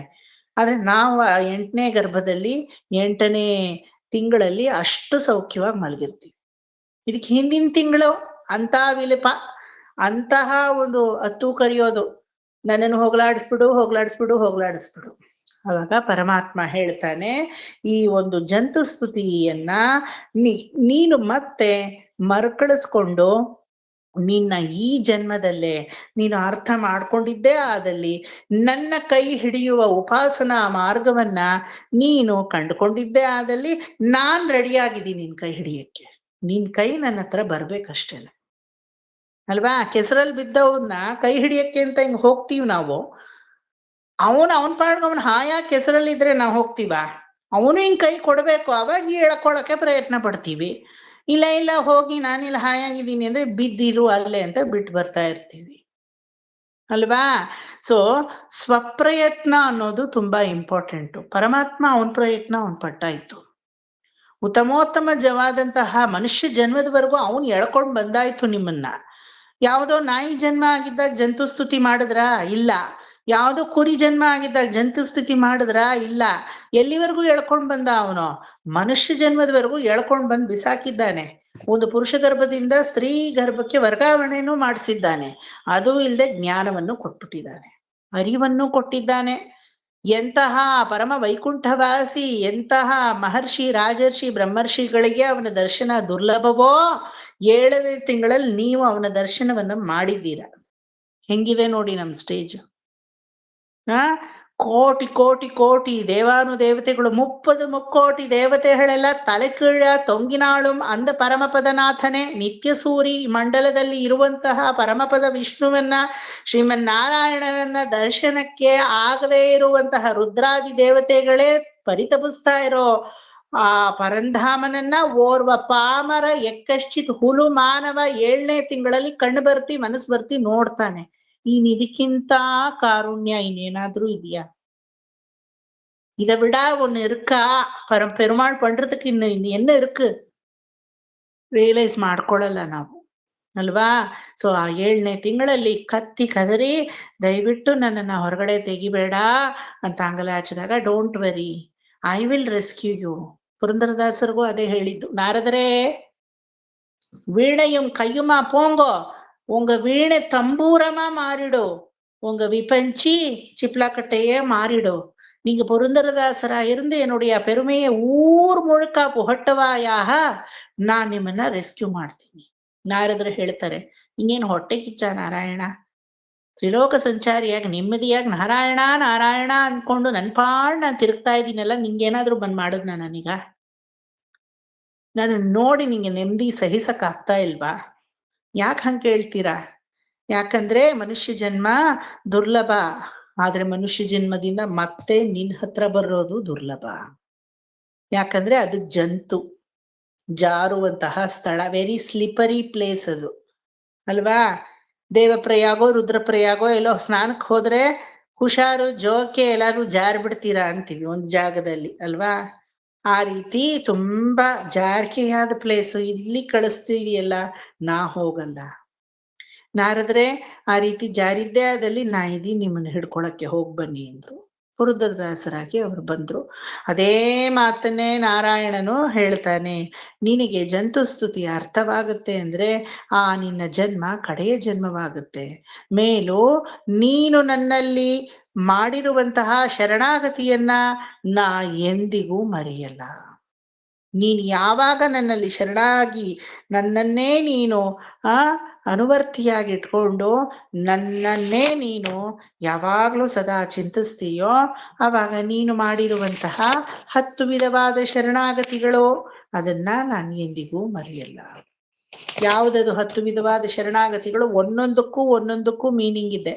ಜ್ಞಪ್ತಿ, ಮುಕ್ತಿ, ವೃತ್ತಿ, ವಿರಕ್ತಿ, ಭಕ್ತಿ, ಪ್ರಪತ್ತಿ, ಶಕ್ತಿ, ಪ್ರಾಪ್ತಿ, ಪೂರ್ತಿ, ಆರ್ತಿ. ಈ ರೀತಿ 10 ವಿಧವಾದ ಶರಣಾಗತಿ. Very very very very important ಇದು. 10 ವೆರಿ ಇಂಪಾರ್ಟೆಂಟ್ ಜೀವನಕ್ಕೆ. 7ನೇ ತಿಂಗಳಲ್ಲಿ ಮಾಡಿದೀವಿ, ಆದ್ರೆ 70 ವಯಸ್ಸಲ್ಲೂ ನಮ್ಗೆ ಅರ್ಥ ಆಗುತ್ತೋ ಇಲ್ವೋ ಇದೆಲ್ಲ ಗೊತ್ತಿಲ್ಲ. ಮಾಡಿದೀವಿ, ಅದಂತೂ ಶತಸಿದ್ಧ. ಭಾಗವತವೇ ಪ್ರಮಾಣ ಅದಕ್ಕೆ, ಬೇರೆ ಇನ್ಯಾವುದೂ ಅಲ್ಲ. ನಿಮ್ಮ ವಾಕ್ಯ ಪ್ರಮಾಣವಾ ಸರ್? ಬೇಡಿ, ನನ್ನ ವಾಕ್ಯನ ಇಟ್ಕೋಬೇಡಿ ಅಲ್ವಾ? ಸೊ ಆ ರೀತಿಯಾಗಿ 10 ವಿಧವಾದ ಎಲ್ಲ ಬರೆಸ್ತೀನಿ ಅದನ್ನೆಲ್ಲ. ಅದನ್ನ ಈಗಲೇ ಬರ್ಸಕ್ಕಾಗಲ್ಲ, ಇನ್ನು ಬೇಕಾದಷ್ಟು ಮಧ್ಯದಲ್ಲಿದೆ, ಆದ್ಮೇಲೆ ಬರ್ಸೋದು. ಸೊ ಆ ಕಲಲ, ಬುದ್ಬುದಂ, ಚಿಕ್ಕ ಉಂಡೆ, ಆಮೇಲೆ ಮಾಂಸಪಿಂಡ, ಮತ್ತೆ ತಲೆ ಕೈಕಾಲುಗಳು, ಕೇಶ ನಖ ಎಲುಬು ತೋಳು, ಸಪ್ತಧಾತುಗಳು, ಹಸಿವು ದಾಹ, ಮತ್ತೆ ಚಿಕ್ಕ ಚರ್ಮದ ಹೊದಿಕೆ, ಜರುಗುವಿಕೆ. ಇಷ್ಟೆಲ್ಲ ಆದ್ಮೇಲೆ ಇದೆಲ್ಲ ಆದ್ಮೇಲೆ ಈ ಜ್ಞಾನವನ್ನ ಪರಮಾತ್ಮ ಕೊಡೋದು. ಇಷ್ಟೆಲ್ಲ ಇರೋದು ಸುಮ್ಮನೆ ತಷ್ಟಪುಷ್ಟವಾಗಿ ನಿಮ್ಮ ದೇಹವನ್ನ ಬೆಳೆಸ್ಕೊಳಕ್ಕಲ್ಲ, ಪರಮಾತ್ಮನ ಜ್ಞಾನವನ್ನ ನಿಮ್ಮ ಮನಸ್ಸಲ್ಲಿ ಇಟ್ಕೊಳ್ಳಕ್ಕೆ ಎಂಬ ಒಂದು ಸೂಚಕವಾಗಿ ಪರಮಾತ್ಮ ಅರಿವನ್ನ ನಮಗೆ ಕೊಟ್ಟಾಗ ಆ ಅರಿವಿನ ಮೂಲಕ ಶಿಶು ಪರಮಾತ್ಮನನ್ನೇ ಅನುಭವಿಸಿ, ನಿನ್ನಲ್ಲಿ ಬಂದು ನಾನು ಕೈಂಕರ್ಯವನ್ನ ಮಾಡಿದ್ದೇ ಆದಲ್ಲಿ ನಾನು ಹೇಳಿದಂತೆ ನೀನು ನನಗೆ ಒಂದು ವರವನ್ನ ಕೊಡು ಪ್ರಾರ್ಥಿಸುತ್ತೆ. ಏನ್ ವರ? ಏನ್ ವರ ಹೇಳಿ ನೋಡೋಣ. ಇದೆಲ್ಲ ಅರ್ಥ ಆಗಿದ್ರೆ ಆ ವರ ನಿಮ್ಗೆ ಬಾಯಲ್ಲಿ ಬರುತ್ತೆ. ಶರಣಾಗತಿನೇ ಮಾಡಿರೋದ್ರಿಂದ ಇನ್ನೇನು ಬೇಡ, ಅದೊಂದೇ ಬೇಕು ಅನ್ನೋದು. ಅದ್ ಎಂತ ವರ ಕೇಳುತ್ತೆ? ಸದಾ ನಿನ್ನ ಸ್ಮರಣೆ ಬೇಕು ಅನ್ನೋ ವರ. ನಿನ್ನನ್ನ ಎಂದಿಗೂ ಮರಿಬಾರದು ಅನ್ನೋ ವರ. ನೀನೇ ಬೇಕು ಅನ್ನೋ ವರ ಅನ್ನೋದನ್ನ ಈ ರೀತಿ ಹಾಕಿ. ಯಾಕಂದ್ರೆ ನೀನೇ ಬೇಕು ಅನ್ನಕ್ಕೆ ಅವನೇ ಅಲ್ಲಿದ್ದಾನೆ.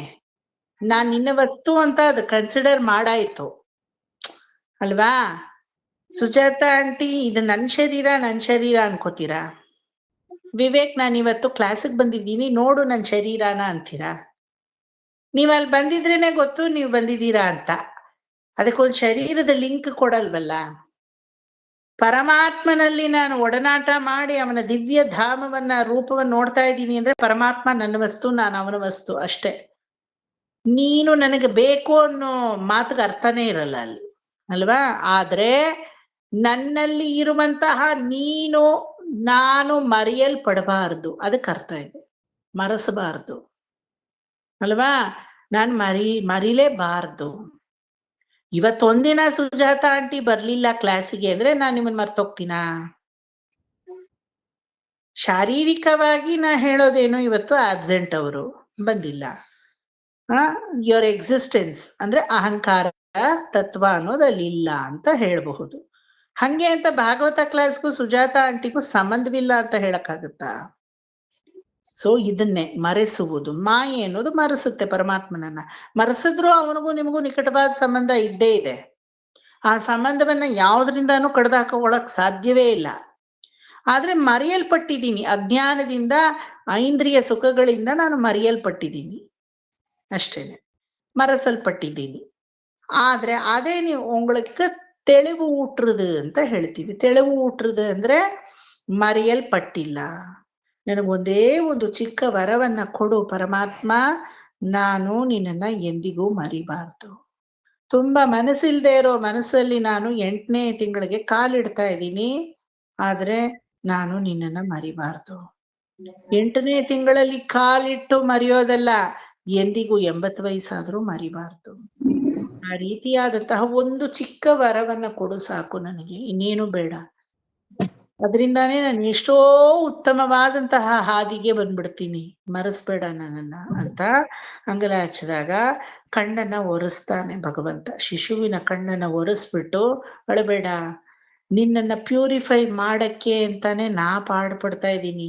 ಹಲವಾರು ಜನ್ಮಗಳಿಗೆ, ಹಲವಾರು ಯೋನಿಗಳಲ್ಲಿ ನಿನ್ನನ್ನು ಹಾಕಿ ಅನುಭವಿಸು ಅನ್ನೋ ಪರಮ ಸ್ವಾರ್ಥಿ ಅಲ್ಲ ನಾನು. ಈ ರೀತಿ ನಿನ್ನನ್ನು ಹಾಕಿದ್ರೆ ಆದಿದೈವಿಕ, ಆದಿಭೌತಿಕ, ಆಧ್ಯಾತ್ಮಿಕ, ಮತ್ತೆ ಋಷಿ ಋಣ, ದೇವತಾ ಋಣ, ಪಿತೃಋಣ, ಈ ರೀತಿ ಹಲವಾರು ಕರ್ಮಾದಿಗಳು, ಪ್ರಾರಬ್ಧಗಳು, ಜ್ವಲನಾಬ್ದಿಗಳು ಎಲ್ಲ ನಿನ್ನಿಂದ ಕಳೆದು ಹೋಗೋದ್ರಿಂದಾನೇ ಒಂದೊಂದು ದಿವ್ಯದೇಶದಲ್ಲೂ ನಾ ಹಿಂಗೆ ನಿಂತಿದ್ದೀನಿ. ಮಾಂ ಏಕಂ ಶರಣಂ ವ್ರಜ ಮೋಕ್ಷ ಇಷ್ಯಾಮಿ ಮಾ ಶುಚಃ. ಶುಚಿರ್ಭೂತನಾಗಿ ನನ್ನ ಹತ್ರ ನೀ ಬರ್ತೀಯೇ ಹೊರತು ಕೊಳಕಿನಿಂದ ಬರೋವನಾಗಲ್ಲ ನೀನು. ಶುಭ್ರವಾಗಿ, ಶುದ್ಧವಾಗಿ, ಒಳ್ಳೆ ಪುಟವಿಟ್ಟಂತಹ ಸ್ಫಟಿಕದ ಮಣಿಯಾಗಿ ನೀನು ನನ್ನಲ್ಲಿ ಬಂದು ನನ್ನ ಕೊರಳಲ್ಲಿ ಹಾರವಾಗಿ, ವನಮಾಲೆಯಾಗಿ, ಕಂಠೀಸರವಾಗಿ ಬಂದು ಸೇರ್ಕೋತೀಯ. ನೀ ಅನ್ಕೋಬೇಡ ನಿನ್ನನ್ನ ಪರೀಕ್ಷೆಗೆ ಒಳಮಾಡಿ ಹಲವಾರು ಜನ್ಮಗಳನ್ನ ಕೊಟ್ಟು ಕೊಟ್ಟು ಕೊಟ್ಟು ಕೊಟ್ಟು ನಾನು ಏನ್ ಕಾಲ್ ಮೇಲೆ ಕಾಲ್ ಹಾಕೊಂಡು ಸಂತೋಷವಾಗಿದ್ದೀನಿ ಅನ್ಕೋಬೇಡ. ನಾನು ನಿನಗೆ ಜಗನ್ಮಾತಾ ಜಗತ್ಪಿತ, ನಾನು ನಿನಗೋಸ್ಕರ ಅಳ್ತಾ ಇರ್ತೀನಿ. ನಾನು ಸ್ವಾಮಿ, ನೀನು ನನ್ನ ಸೊತ್ತು ಅಂದ್ಮೇಲೆ ನನ್ನ ಸೊತ್ತನ್ನು ನಾನು ಬಿಡ್ತೀನಾ? ಖಂಡಿತ ಬಿಡಲ್ಲ. I will rescue you. ஒரு கால் நீ என்னை மறந்தையானாலும் நான் எப்பவுமே உன்னை மறக்காவிடல்.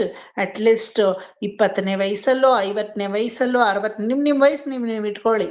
ಆ ವಯಸ್ಸಲ್ಲಾದ್ರೂ ಭಾಗವತ ಬಂದು ಬಾಗಿಲು ತಟ್ಟಿ ಜಂತು ಸ್ತುತಿ ಯಾವತ್ತೋ ಒಂದು ಸೋಮವಾರ ನಂಗೆ ಅರ್ಥ ಆಗ್ತಾ ಇದೆ. ಇದೇ ತಾನೇ ಭಗವಂತನ ಅನುಗ್ರಹ. ನಾ ಮೊದಲ ಸಲ ನಮ್ಮ ಗುರು ಹತ್ರ ಜಂತು ಸ್ತುತಿ ಕೇಳಿದಾಗ ಅಲ್ಲಾಡ್ ಹೋದೆ. ಒಂದು 3 ದಿನ ನಂಗೆ ಅದೇ ಗುಣಗುಡ್ತಾ ಇತ್ತು. ಅಪ್ಪ, ಎಂಥ ಒಂದು ಶರಣಾಗತಿ ಮಾಡಿನೋ ಅಜ್ಞಾನದಲ್ಲಿ ನಾವು ಇನ್ನೂ ಕೂತಿದ್ದೀವಲ್ಲ, ಇದೇನಾದ್ರೂ ನಮಗ್ ಬರ್ಲಿಲ್ಲ ಅಂದಿದ್ರೆ ನಮ್ ಗತಿ ಏನಾಗಿರ್ತಾ ಇತ್ತು. ಅದಕ್ಕೆ ಭಾಗವತ ಬಹಳ ಕಷ್ಟ. ದುರ್ಲಭಂ ಮಾನುಷ ಜನ್ಮ ಅನ್ನೋ ಸ್ಟೇಟ್ಮೆಂಟ್ನ ಭಾಗವತವನ್ನ ಕಲ್ತವರು ಚೇಂಜ್ ಮಾಡ್ಬಿಡ್ಬೇಕು. ದುರ್ಲಭಂ ಭಾಗವತೋತ್ತಮ ಸಂಗಮ್ ಅಂತ ಹಾಕ್ಬೇಕು. ಬಹಳ ದುರ್ಲಭ ಅದು, ಎಲ್ರಿಗೂ ಸಿಗುವಂಥದ್ದಲ್ಲ. ಸೊ ಆ ರೀತಿಯಾಗಿ ಆ ಪರಮಾತ್ಮ ಅನುಗ್ರಹ ಮಾಡಿ ನಿನ್ನನ್ನ ಒಂದು ಕಾಲದಲ್ಲೂ ನಾ ಬಿಡುವನಲ್ಲ, ನಿನ್ನಗೆ ನೆನಪು ಮಾಡ್ತೀನಿ, ಮಾಡಿಸ್ತೀನಿ. ಆಚಾರ್ಯರ ಮೂಲಕ, ಗುರುಗಳ ಮೂಲಕ, ಅಥವಾ ಮಿತ್ರ ವೃಂದದ ಮೂಲಕ, ಯಾರೋ ದೊಡ್ಡವರ ಮೂಲಕ, ಅಥವಾ ಯಾರೋ ಚಿಕ್ಕವ್ರ ಮೂಲಕ, ಅಥವಾ ಜ್ಞಾನವೃದ್ಧರೋ ವಯೋವೃದ್ಧರೋ ಮೂಲಕ ನಾ ಬಂದು ನಿನ್ನನ್ನು ಎಚ್ಚರಿಸ್ತೀನಿ. ಆದ್ರೆ ತಟ್ಟಿ ಏಳಿಸ್ದಾಗ ಏಳೋ ಮನಸ್ಸು ನಿನಗಿರ್ಬೇಕಷ್ಟೆ. ಅದು ನಮ್ಮ ಕೈಯಲ್ಲೇ ತಾನೇ ಇದೆ. ಪಾಪ ಹೇಳದಿದ್ರೆ ಏನ್ ಮಾಡೋದು? ಅಲಾರಮ್ ಏನೋ ಇಟ್ಕೋತೀರಾ, ಟ್ರನ್ ಅಂತ ಕರೆಕ್ಟಾಗಿ ಹೊಡಿಯುತ್ತಾ ಅಲಾರಮನ್ ಬೈದ್ಬಿಟ್ರೆ ಏಳಿಸ್ಲಿಲ್ವಾ ನನ್ನನ್ನ, ಏಳ್ಸಕ್ಕಾಗ್ಲಿಲ್ವಾ ಅಂತ ಹೊಡಿಯೋದು ಹೊಡಿತದು. ಅದೇನ್ ಕೈ ಕಾಲಿದ್ಯಾ ಬಂದು ಅದು ಏಳ್ಸಕ್ ನಿಮ್ಮನ್ನ? ಇಲ್ಲ, ಅಲಾರಂ ಕೆಲಸ ಭಗವಂತ ಮಾಡ್ತಾನೆ ಅಲ್ವಾ? ಉತ್ತಿಷ್ಠತ ಜಾಗ್ರತ ಪ್ರಾಪ್ಯವರ ನಿಬೋಧತ ದರ್ಶಯತ ಬ್ರಹ್ಮಸ್ಮರತ ಚಾಂದೋಗ್ಯೋಪನಿಷತ್ ವಾಕ್ಯಗಳಿದೆಲ್ಲ ಹೇಳುತ್ತಾನವನದೆಲ್ಲ. ನಾವು ಎಚ್ಚರಗೊಂಡು ಅವನನ್ನ ತಿರುಗಿ ನೋಡೋ ಒಂದು ಸಾಮ್ಯ ಭಕ್ತಿ ನಮ್ಮಲ್ಲಿ ಬರಬೇಕು ಅಲ್ವಾ? ಆ ಶಿಶು ಈ ರೀತಿಯಾಗಿ ವಿಧ ವಿಧವಾಗಿ ಶರಣಾಗಿ ಸೋಹಂ ವ್ರಜಾಮಿ ಶರಣಂ, ನನಗೆ ಭಯಾನೇ ಇಲ್ಲ, ಚಿಂತೆನೇ ಇಲ್ಲ. ಹೇ ಪರಮನ್ನೇ, ಹೇ ಪರಮಾತ್ಮನ್ನೇ, ನಿನ್ನನ್ನು ನೋಡಿದ ಆ ಕ್ಷಣಗಳಲ್ಲೇ ನನ್ನ ಭಯಭೀತಿಯೆಲ್ಲ ಹೊರಟೋಯ್ತು. ನನಗೆ ಯಾವ ಭಯವೂ ಇಲ್ಲ, ಶತ್ರು ಭಯವಿಲ್ಲ, ಅಥವಾ ಯಾವ ರೀತಿ ಇಂದ್ರಿಯಗಳ ಭಯವಿಲ್ಲ, ಅಥವಾ ಯಾವುದೇ ರೀತಿ ತೊಂದರೆಗಳು ಇಲ್ಲ. ಆದ್ರೆ ಈ ಭಯ ಯಾವಾಗ್ಲೂ ನಿರಂತರ ಇಲ್ಲದೆ ಇರೋ ತರ ಮಾಡೋದು ನಿನ್ನ ಒಂದು ರೆಸ್ಪಾನ್ಸಿಬಿಲಿಟಿ. ಹೆಂಗಿದೆ ನೋಡಿ, ಶಿಶು ಜಂತು ಹಾಗೂ ಪರಮಾತ್ಮನ ಕಾನ್ವರ್ಸೇಷನ್. ಇದೆಲ್ಲ ಬರೀ ಕಟ್ಕತೆ ಅಂತ ಅನ್ಕೊಂಡವ್ರಿಗೆ ಇದು ಕಟ್ಕತೆ. If you really believe, this is what the fact happens between the Jantu and Paramatma. ಯಾವ ಜನ್ಮದಲ್ಲಿ ಯಾವ ಒಂದು ಯೋನಿಯಲ್ಲಿ ನಾ ಹುಟ್ಟಿದ್ದೆ, ಯಾರ್ಯಾರು ನನಗೆ ತಾಯಿ ತಂದೆ ಆಗಿದ್ರು ಅನ್ನೋದು ಕೂಡ ಅದಕ್ಕೆ ನೆನಪಿರುತ್ತೆ. ಆಯ್ತಾ? ಇಷ್ಟೆಲ್ಲ ಆಗಿ ಶರಣಾಗತಿ ಮಾಡ್ತು, ದುಷ್ಟ ಕರ್ಮಾದಿಗಳನ್ನೆಲ್ಲ ಮಾಡಿ ಈ ಜನ್ಮಕ್ಕೆ ಬಂದಿದ್ದೀನಿ ಪರಮಾತ್ಮ. ಯಾವುದನ್ನೋ ಕನ್ಸಿಡರ್ ಮಾಡಿ ಪುಣ್ಯವಶಾತ್ ನನ್ನನ್ನು ಮನುಷ್ಯ ಜನ್ಮದಲ್ಲಿ ಹಾಕಿದ್ದೀಯಾ. ಹಲವು ಅವತಾರಗಳನ್ನು ತೆಗೆದು ಈ ಲೋಕಕ್ಕೆ ನೀ ಇಳಿದು ಸಂಚರಿಸಿ ಬಂದ್ರು. ನೀನೇನು, ನಿನ್ನ ಔಚಿತ್ಯವೇನು ಅಂತ ನನಗೆ ತಿಳ್ಕೊಳಕ್ಕೆ ಸಾಧ್ಯವಾಗ್ಲಿಲ್ಲ. ಪ್ರಾಬಬಲಿ ನಾವೆಲ್ಲ ರಾಮಾವತಾರದಲ್ಲಿ ರಾಮನ ಜೊತೆನೆ ಹುಟ್ಟಿದ್ವೋ ಏನೋ, ಕೃಷ್ಣಾವತಾರದಲ್ಲಿ ಕೃಷ್ಣನ್ ಜೊತೆನೇ ಇದ್ವೇನೋ. ಆದ್ರೆ ದುರ್ಭಾಗ್ಯವಶಾತ್ ನಿನ್ನನ್ನು ಅರ್ಥ ಮಾಡ್ಕೊಳ್ಳುವಂತಹ ಸಾಮ್ಯ ಭಕ್ತಿ ನನ್ನಲ್ಲಿ ಬರಲಿಲ್ಲ. ಅಂಥ ಯುಗಗಳಲ್ಲೂ ಬರದೇ ಇರುವಂತಹ ಸಾಮ್ಯ ಭಕ್ತಿ ಓರ್ವ ಹುಲುಮಾನವನಾದಂತಹ ಮನುಷ್ಯ ಪಾಮರನಿಗೆ ಭಗವಂತ ಬರೆಸಿ, ನನ್ನ ಶ್ರೀಚರಣಗಳನ್ನೇ ಗತಿ ಅಂತ ನೀ ಹಿಡ್ಕೊಂಡೇ ಆದಲ್ಲಿ ನಿನ್ನನ್ನು ಒಂದಿನಾನು ಕೈ ಬಿಡಲ್ಲ. ಇದನ್ನ ನಾನು ಎಲ್ಲೋ ಹೇಳಿದ್ದೆ. ಈ ಅರ್ಥನ ಎಲ್ಲಿ ಹೇಳಿದ್ದೆ ನೆನಪು ಮಾಡ್ಕೊಳ್ಳಿ. ವರಾಹಸ್ವಾಮಿ ಚರ್ಮಶ್ಲೋಕ ಮಂತ್ರ ಸ್ಥಿತೇ ಮನಸಿ ಸುಸ್ವಸ್ಥೆ ಶರೀರೆ ಸತಿಯೋ ನರಃ ಧಾತು ಸಾಮ್ಯೆ ಸ್ಥಿತೇ ಸ್ಮರ್ತ ವಿಶ್ವರೂಪಂ ಚ ಮಾಮಜಂ ತತಃ ತಂ ಮ್ರಿಯಮಾಣಂ ತೋ ಕಾಷ್ಠಪಾಷಾಣ ಸನ್ನಿಭಂ ಅಹಂ ಸ್ಮರಾಮಿ ಮದ್ಭಕ್ತಂ ನಯಾಮಿ ಪರಮಾಂ ಗತಿಂ. ಹೇಳಿದ್ದೆ ಅಲ್ವಾ, ನೀನು ನಿನ್ನ ಜೀವಿತ ಕಾಲದಲ್ಲಿ ನೀನು ನನ್ನನ್ನು ಶರಣಾಗತಿ ಮಾಡಿದ್ದೇ ಆದಲ್ಲಿ ಸುಮ್ಮನೆ ಒಂದು ಕಾಷ್ಟ ಅಥವಾ ಒಂದು ಪಾಷಾಣವಾಗಿ ನೀ ಬಿದ್ದಿದ್ರು, ಸುಮ್ಮನೆ ಒಂದು ಕಟ್ಟಿಗೆ ಥರ ಇದ್ರೂ ಚಲನವಲನ ಇಲ್ಲ ಅಂತಾದ್ರೂ ನಿನ್ನನ್ನು ಕೊನೆಯದಲ್ಲಿ ನಾನು ರಕ್ಷಿಸ್ತೀನಿ. ದೇಹಾವಸಾನೆ ಮುಕ್ತಿ ಅಲ್ವಾ. ಇದನ್ನೇ ನಿಮ್ಮ ಗರ್ಭಕ್ಕೆ ನೀವು ಇದನ್ನ ಅನ್ವಯಿಸ್ಕೋಬೇಕು. ಆಯ್ತಾ. ವರಾಹಸ್ವಾಮಿ ಬರೀ ಹೊರಗಡೆ ಇರುವಂತಹ ಮನುಷ್ಯರಿಗೆ ಹೇಳಲಿಲ್ಲ ಇದನ್ನ, ಬರೀ ಭೂಮಿ ದೇವಿಗೆ ಹೇಳಲಿಲ್ಲ. ಹೇ ಭೂಮಿ, ನಿನ್ನ ಗರ್ಭದಲ್ಲಿ ಯಾರೆಲ್ಲ ಹುಟ್ಟುತ್ತಾರೋ ಅವರವರ ತಾಯಿಯ ಗರ್ಭದಲ್ಲಿ 7ನೇ ತಿಂಗಳಲ್ಲಿ ನನ್ನನ್ನ ಗೋಚರಿಸಿಕೊಂಡು ಈ ರೀತಿ ಶರಣಾಗತಿಯನ್ನ ಮಾಡದವರಿಗೆ ನಾನು ಖಂಡಿತ ಕೈ ಬಿಡಲ್ಲ. ಗೊತ್ತಾಯ್ತಾ ಸರ್? ಅಲ್ಲೆಲ್ಲ ಶರಣಾಗತಿ ಮಾಡಿ ಎಲ್ಲ ಬಂದಾಯ್ತಲ್ಲ, ಮತ್ತೆ ಇನ್ಯಾಕೆ ಈ ಶರಣಾಗತಿ ಹೊರವಲಯದಲ್ಲಿ ಬೇಕಾ? ಪರಕಾಲ ಮಠದಲ್ಲಿ ಒಂದು ಶರಣಾಗತಿ, ಅಹೋಬಿಲ ಮಠದಲ್ಲಿ ಒಂದು ಶರಣಾಗತಿ, ಆಂಡವನ ಆಶ್ರಮದಲ್ಲಿ ಒಂದು ಶರಣಾಗತಿ, ಯತಿರಾಜರ ಒಂದು ಇದರಲ್ಲಿ ಆಶ್ರಮದಲ್ಲಿ ಒಂದು ಶರಣಾಗತಿ, ಯತಿರಾಜರ ಒಂದು ಆಸ್ಥಾನದಲ್ಲಿ ಆ ಸ್ವಯಮಾಚಾರ್ಯ ಪುರುಷರುಗಳು ಅವ್ರವ್ರವ್ರವ್ರವ್ರ ಶರಣಾಗತಿ ಕೊಡ್ತಾ ಇದಾರೆ ಅಲ್ಲಲ್ಲಿ. ಇದು ಬೇಕಾ? ಎಲ್ಲಿ ನೀವು ಉತ್ತರಿಸಿ.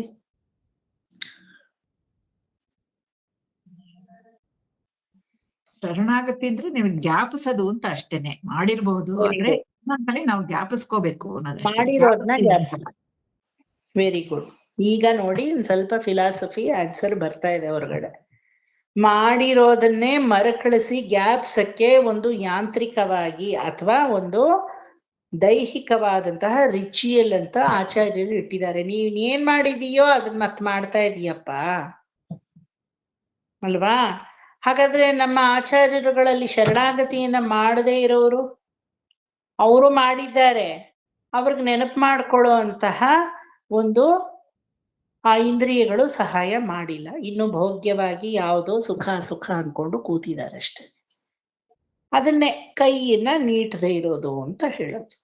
ನಾವೆಲ್ಲ ಕೈ ನೀಟಿದೀವಿ, ನನ್ನ ಕೈ ರೆಡಿಯಾಗಿದೆ ಹಿಡ್ಕೊಳಕ್ಕೆ, ನೀನ್ ನನ್ನ ಹತ್ರ ಚಾಚಬೇಕು, ಅದೇ ತಾನೇ ಭಗವಂತ ಹೇಳಿರೋದು. ನಾವು ಚಾಚ್ತಾ ಇದ್ದೀವಿ, ಕೆಲವರು ಚಾಚಿಲ್ಲ ಅಷ್ಟೆ. ಭಾಗವತ ಅಂದ್ರೆ ಏನೋ ಹೇಳ್ಬೇಕೆಲ್ರು. ಏನ್ ಭಾಗವತ ಅಷ್ಟು ಕಲಿತಾ ಇದ್ದೀರಲ್ಲ ಶೈಲಾ ಅವ್ರೆ, ಏನ್ ಭಾಗವತ ಮಿಸ್ಸೇ ಮಾಡ್ಕೊಳಲ್ವ? ಕೈ ಚಾಚೋದನ್ನ ಕಲಿತಾ ಇದ್ದೀನಿ ಅಷ್ಟೇ, ಹೇಳೋದು ಸಿಂಪಲ್. ಒಬ್ಬಡಿ ಕೈಯ ಚಾಚರದೇನಿ ಕಲ್ತ್ಕೊಂಡಿಕ್ರೆ, ಕೈಯ ಚಾಚಕ್ಕೂ ಭಾಗವತಕ್ಕೂ ಅತಿಯೋ சொல்றாளே. பாகவத்து தலைக்கு முத்தி போய் பைத்தியமே பிடிச்சது போல இருக்கு. ಆಕ್ಚುಲಿ ಕೈ ಚಾಚೋದು ಭಗವಂತ ಹತ್ರ. ಅವನು ಹೇಳಿರೋ ವಾಕ್ಯ ತಾನೆ ಜಂತುಸ್ತುತಿಯಲ್ಲಿ, ನನ್ನ ಕೈ ರೆಡಿಯಾಗಿದೆ, ನಿನ್ನ ಕೈ ನನ್ನ ಹತ್ರ ಚಾಚಿದ್ದೆ ಅದಲ್ಲಿ ನಾ ಹಿಡ್ಕೋತೀನಿ ಬಾ. ಶ್ರೀ ಲಕ್ಷ್ಮೀ ನೃಸಿಂಹ ಮಮದೇಹಿ ಕರಾವಲಂಬಂ. ನಾನು ಅವಲಂಬನೆ, ಅವನು ಹಿಡಿಬೇಕಷ್ಟೇನೆ ಅಲ್ವಾ. ನಾನು ಅವಲಂಬನೆ, ಕರ ಅವಲಂಬಂ ಅಲ್ವಾ. ಕರತಾಡನಂ ಅಂತ ಇದೆಯಾ, ಅಥವಾ ಕರ ಗ್ರಹಣಂ ಅಂತ ಇದೆಯಾ, ಕರ ಪ್ರಕ್ಷಾಲನಂ ಅಂತ ಇದೆಯಾ? ಕರ ಅವಲಂಬಂ, ಅವಲಂಬಿತವಾದ ಕಾರವನ್ನ ಅವನು ಬಂದು ಹಿಡಿತಾನೆ. ಈ ರೀತಿಯಾಗಿ ಶಿಶುವು 7ನೇ ತಿಂಗಳಲ್ಲಿ ಅಮೋಘವಾದಂತಹ ಶರಣಾಗತಿಯನ್ನ ಮಾಡೋದ್ರ ಜೊತೆ ನಾನ್ಯಾರು ನೀನ್ಯಾರು ಅನ್ನೋ ಡಿಫರೆನ್ಸ್ ಅನ್ನು ಭಗವಂತನಿಗೆ ಹೇಳುತ್ತೆ. ನಾನ್ಯಾರು ನೀನ್ಯಾರು ಅನ್ನೋ ಡಿಫರೆನ್ಸ್ ಎಲ್ಲಿ ಬರುತ್ತೆ ಹೇಳಿ? ಸಂಪ್ರದಾಯದಲ್ಲೇ ಬರುತ್ತೆ. ತುಂಬಾ ಸಲ ಹೇಳಿದೀನಿ ನಾನು. ಯಾವ್ದು ನೋಡಿದ್ರು ತುಂಬಾ ಸಲ ಹೇಳಿದೀವಿ ಅಂತೀರಲ್ಲ ಸರ್. ನಮಗ್ ಒಂದ್ಸಲಿನೂ ನೆನಪಿರಲ್ವಲ್ಲ ಸರ್. ಅರ್ಥ ಪಂಚಕದಲ್ಲಿ ಮೊದಲು ತೋರ್ಸ್ಕೊಡೋದೆ ನಾನ್ ಯಾರು, ಆಮೇಲೆ ಪರಮಾತ್ಮ ಯಾರು ಅಲ್ವಾ. ಜೀವಾತ್ಮ ಸ್ವರೂಪ, ಪರಮಾತ್ಮ ಸ್ವರೂಪ, ವಿರೋಧಿ ಸ್ವರೂಪ, ನಿವರ್ತಿ ಸ್ವರೂಪ, ಕೊನೆಯಲ್ಲೇ ಪ್ರಾಪ್ಯ ಸ್ವರೂಪ. ಇದೇ ತಾನೇ ಅರ್ಥಪಂಚಕ. ವೇಲುಕುಡಿ ಸ್ವಾಮಿ ಸುಮಾರು ಎಪಿಸೋಡಲ್ಲಿ ಹೇಳಿದ್ದಾರೆ. ಕೇಳಿದೀರಾ ಅಲ್ವಾ? ಕೇಳಿದೀರಾ ಇಲ್ವಾ? ನೆನಪಿಲ್ಲ ಅಷ್ಟೆ ಅಲ್ವಾ. முதல் நான் யார், அதுக்கப்புறமா அவன் யார், எனக்கும் அவனுக்கும் இப்படி ஒரு சம்பந்தம் எது தடுக்கிறது, எப்படி நிவர்த்தி பண்ணிட்டு அவனை அடையிறது அல்வா. ಪ್ರಾಪ್ಯ ಸ್ವರೂಪನ ಕೊನೆಯಲ್ಲಿ ಹೋಗು ಮುಟ್ಟುವುದೇ. ಇಲ್ಲಿ ಜೀವಿ ಹೇಳುತ್ತೆ, ಕರ್ಮದಿಂದ ಕಟ್ಟಲ್ಪಟ್ಟವನು ನಾನು, ಅಜ್ಞಾನದಿಂದ ಸುತ್ತಲ್ಪಟ್ಟವನು ನಾನು, ಮಾಯೆಯಿಂದ ಹಿಡಿಯಲ್ಪಟ್ಟವನು ನಾನು, ಶರೀರದಿಂದ ಸುತ್ತಲ್ಪಟ್ಟವನು ನಾನು, ತಾಯಿಯ ಗರ್ಭದಿಂದ ವರಿಸಲ್ಪಟ್ಟವನು ನಾನು, ದುಃಖದ ನೆಲೆಗೆ ತಳ್ಳಲ್ಪಟ್ಟವನು ನಾನು. ಎಲ್ಲ ಕಟ್ಟೋದು, ಸುತ್ತೋದು, ತಳ್ಳೋದು ಎಲ್ಲ ನಮಗಾಗುತ್ತೆ. ಪಂಚಭೂತಾದಿಗಳಿಂದ ಕಟ್ಟಲ್ಪಟ್ಟವನು ನಾನು. ಇದನ್ನೆಲ್ಲ ಕೇಳ್ತಾ ಇದ್ರೆ ಯಾವುದು ನಮ್ಮ ನೆನಪಿಗೆ ಬರುತ್ತೆ? ಕಟ್ಟಲ್ಪಟ್ಟು, ಸುತ್ತಲ್ಪಟ್ಟು, ಹಿಡಿಯಲ್ಪಟ್ಟು, ನೂಕಲ್ಪಟ್ಟು, ಮತ್ತೆ ಪ್ರತಿಯೊಂದು ಕಟ್ಟುವುದು, ಸುತ್ತುವುದು, ಇದೆಲ್ಲ ಕೇಳಿದಾಗ ಏನ್ ನೆನಪು ಬರುತ್ತೆ ನಮಗೆ? ಗರ್ಭವಾಸನೆ ಜ್ಞಾಪಕ ಬರುತ್ತೆ. ಗರ್ಭವಾಸ ಒಂದು, ವೆರಿ ಗುಡ್. ಆಮೇಲೆ ಸಂಸಾರ ಒಂದು, ಸಂಸಾರ. ಆಮೇಲೆ ಯಾರು ಕಟ್ಟಲ್ಪಟ್ಟಿದ್ದಾರೋ, ಸುತ್ತಲ್ಪಟ್ಟಿದ್ದಾರೋ, ಹಿಡಿಯಲ್ಪಟ್ಟಿದ್ದಾರೋ ಅವರೆಲ್ಲ ಯಾವುದನ್ನ ಕೊನೆ ಕಂಡುಕೋತಾರೆ? வாடினேன் வாடி வருந்தினேன் பருந்துயிர் ஆயிரமெல்லாம் நாடினேன் நாடி ಕಂಡುಕೊಂಡೇನ್ ನಾರಾಯಣವೆನ್ನುಂ ನಾಮಂ. ಅಲ್ವಾ? ಕಟ್ಟಲ್ಪಟ್ಟು, ಸುತ್ತಲ್ಪಟ್ಟು, ಹಿಡಿಯಲ್ಪಟ್ಟು ಎಲ್ಲ ಆದ್ಮೇಲೆ ಕೊನೆ ಗತಿ ನೀನೆ, ಯಾವುದ್ರಲ್ಲೂ ಸ್ವಾರಸ್ಯ ಇಲ್ಲ ಅಂತ ಗೊತ್ತಾದಾಗ ಕಾವಲಿಲ್ ಪುಲನೈ ವೈತು ಕಲಿದನ್ನೈ ಕಡಕಪ್ಪಾಯ್ದು. ಕಾವಲಿಗೆ ಯಾರನ್ನ ಇಟ್ಟ? ಇಂದ್ರಿಯಗಳನ್ನ ಇಟ್ಟ. ಯಾರು? ಯಮಧರ್ಮನ ರಾಜ. ಕಾವಲಿಲ್ ಪುಲನೈ ವೈತು ಕಲಿದನ್ನೈ ಕಡಕಪ್ಪ ಇದು. ಕಲಿ ಏನ್ ಮಾಡ್ದ? ನನ್ನ ತಲೆ ಮೇಲೆ ಹೆಜ್ಜೆಯನ್ನು ಇಡಕ್ ನೋಡ್ತಾ ಇದ್ದಾನ ಮೇಲಿಂದ. ನಾವಲಿಟ್ಟು ಉಳಿದರು ಒಣ್ರು, ಯಾರೋ ನಮ್ಮನ್ನ ಛೇದಿಸಿ ಭೇದಿಸಿ ನಮ್ಮನ್ನ ಪಾಸ್ ಮಾಡ್ಕೊಂಡು ಹೋಗಕ್ಕೆ ನೋಡ್ತಾ ಇದ್ದಾರೆ. ನಮರ್ ತಮರ್ ತಳೆಹಳ್ ಮೀದೆ. ಆದ್ರೆ ನಾನೇನ್ ಮಾಡ್ದೆ? ನಾರಾಯಣ ನಾಮವನ್ನ ನನ್ನ ನಾಲಿಗೆಯಲ್ಲಿ ಇಟ್ಕೊಂಡು ಯಮಧರ್ಮನ ಮೇಲೆ ಕಾಲಿಟ್ಟೆ, ಯಮನನ್ನೇ ನನ್ನ ಹಾದಿಯಾಗಿ ಮಾಡ್ಕೊಂಡೆ. ಮತ್ತೆ ಮೂಹು ಉಲಹಂ ಉಂಡುಮಿழ்ந்த முதல்வனின் ನಾಮಂ ಕಟ್ರು. ಯಾರ ಹೆಸರನ್ನ ನಾನು ಹೇಳಿದೆ? ಯಾರೋ ಅನ್ಯ ದೇವತಾಂತರಗಳ ಹೆಸರನ್ನ ಹೇಳಲಿಲ್ಲ. ಯಾಕಂದ್ರೆ ಅವ್ರ ಪಾಡು ನನ್ ಪಾಡೇ ಬೆಟರ್, ಅವ್ರ ಪಾಡು ಅದಕ್ಕಿಂತ ವರ್ಸ್ಟು. ಮೂಂಡುಲಗುಂ ಉಂಡು ಉಮಿழ்ந்து ಲೀಲಾಜಾಲವಾಗಿ 14 ಲೋಕಗಳನ್ನು ಬೆಣ್ಣೆ ತರ ಒಳಗೆ ಇಳಿಸಿ ಮತ್ತೆ ಕಕ್ಕುವಂತಹ ಪರಮಾತ್ಮ ಯಾರೋ ಅವರ ನಾಮಂ ಕಟ್ರು. ಆವಲಿ ಪುಡಮೈ ಕಂಡಾಯ್ ಅರಂಗಮಾ ನಗರುಳಾನೆ. ಇನ್ನೇನು ನನಗೆ ಕಟ್ಟಲ್ಪಡುವುದಿಲ್ಲ, ಸುತ್ತಲ್ಪಡುವುದಿಲ್ಲ, ಮತ್ತೆ ಹಾಕಲ್ಪಡುವುದಿಲ್ಲ, ಬೇಲಿ ಹಾಕಲ್ಪಡುವುದಿಲ್ಲ, ಯಾವುದರಲ್ಲೂ ತಳ್ಳಲ್ಪಡುವುದಿಲ್ಲ ಅನ್ನುವಂತಹ ಸ್ಟೇಜಿಗೆ ನಾನು ಈಗ ಬರತಕ್ಕವನಾಗಿದ್ದೀನಿ. ಯಾರು சொல்றாரிತ್ತೆ? ತಿರುಮಂಗೈಯಾಳ್ವಾರು ಅದಲ್ವಾ?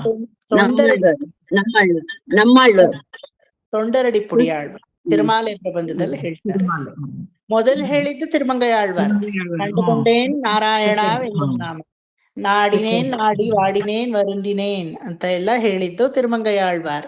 ಬಟ್ ಅದಕ್ಕೆ ವ್ಯಾಖ್ಯಾನಾರ್ಥವಾಗಿ ಸ್ವಾಪದೇಶ ಕೊಡುವಾಗ ತೊಂಡರಡಿ ಪುಡಿಯಾಳ್ವಾರ್ ತಿರುಮಾಲೆಯಲ್ಲಿ ಹೇಳ್ತಾರೆ.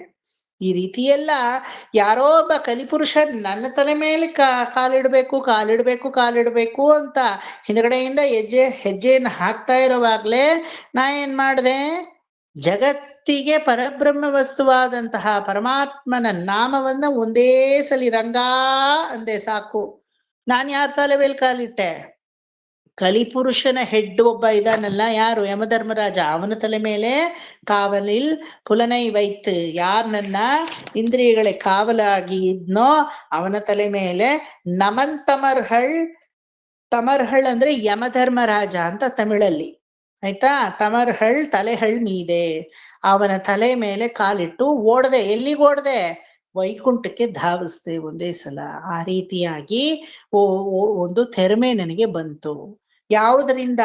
ಯಾರು ಜೀವಾತ್ಮ, ಯಾರು ಪರಮಾತ್ಮ ಅಂತ ತಿಳ್ಕೊಂಡು ಈ ಜೀವಾತ್ಮ ಬೇರೆ ಅಲ್ಲ, ಪರಮಾತ್ಮ ಬೇರೆ ಅಲ್ಲ, ಪರಮಾತ್ಮನೇ ಜೀವಾತ್ಮನಾಗಿ ಪರಿಣಮಿಸಿ ಜೀವಾತ್ಮ ಮತ್ತೆ ಪರಮಾತ್ಮನಲ್ಲಿ ಹೋಗಿ ಲೀನವಾಗ್ತಾನೆ ಅನ್ನೋ ಅರ್ಥಪಂಚಕದ ರಹಸ್ಯವನ್ನ ತಿಳಿದಿರ್ತಾರೋ ಅವರಿಗೆ ಯಮನ ಮೇಲೆ ಕಾಲಿಡೋದು ದೊಡ್ಡ ಒಂದು ಪರಿಶ್ರಮವೇ ಅಲ್ಲ, ಲೀಲಾಜಾಲವಾಗಿ ನಡೆಯುತ್ತೆ.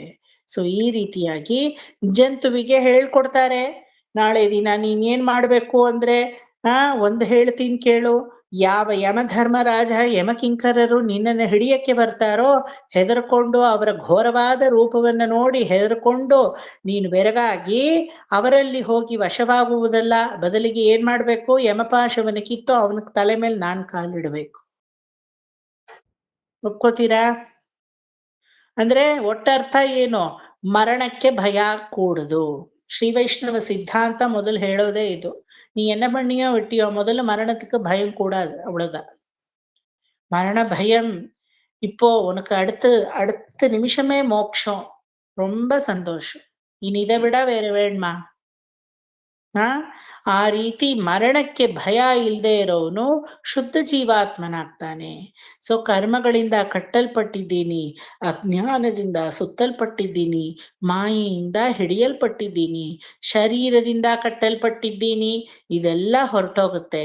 ನಾವು ಯಾವ ರೀತಿ ಕಂಗೊಳಿಸ್ತೀವಿ ಅಂದ್ರೆ ಈ ಯಾವುದರಿಂದಲೂ ಹಿಡಿಯಲ್ಪಡದ ಮತ್ತೆ ಅಂತರಾಳದಲ್ಲಿ ಪರಮಾತ್ಮನನ್ನ ಕಂಡುಕೊಂಡಂತಹ ಜಾಜ್ವಲ್ಯಮಾನ ಜ್ಞಾನವು ಸದಾ ನಮ್ಮಲ್ಲಿ ಮಾಯರಹಿತವಾಗಿ ಬೆಳಗುವಂತಹ ನಿತ್ಯ ನೂತನ ವಸ್ತು ಆಗ್ತೀವಿ.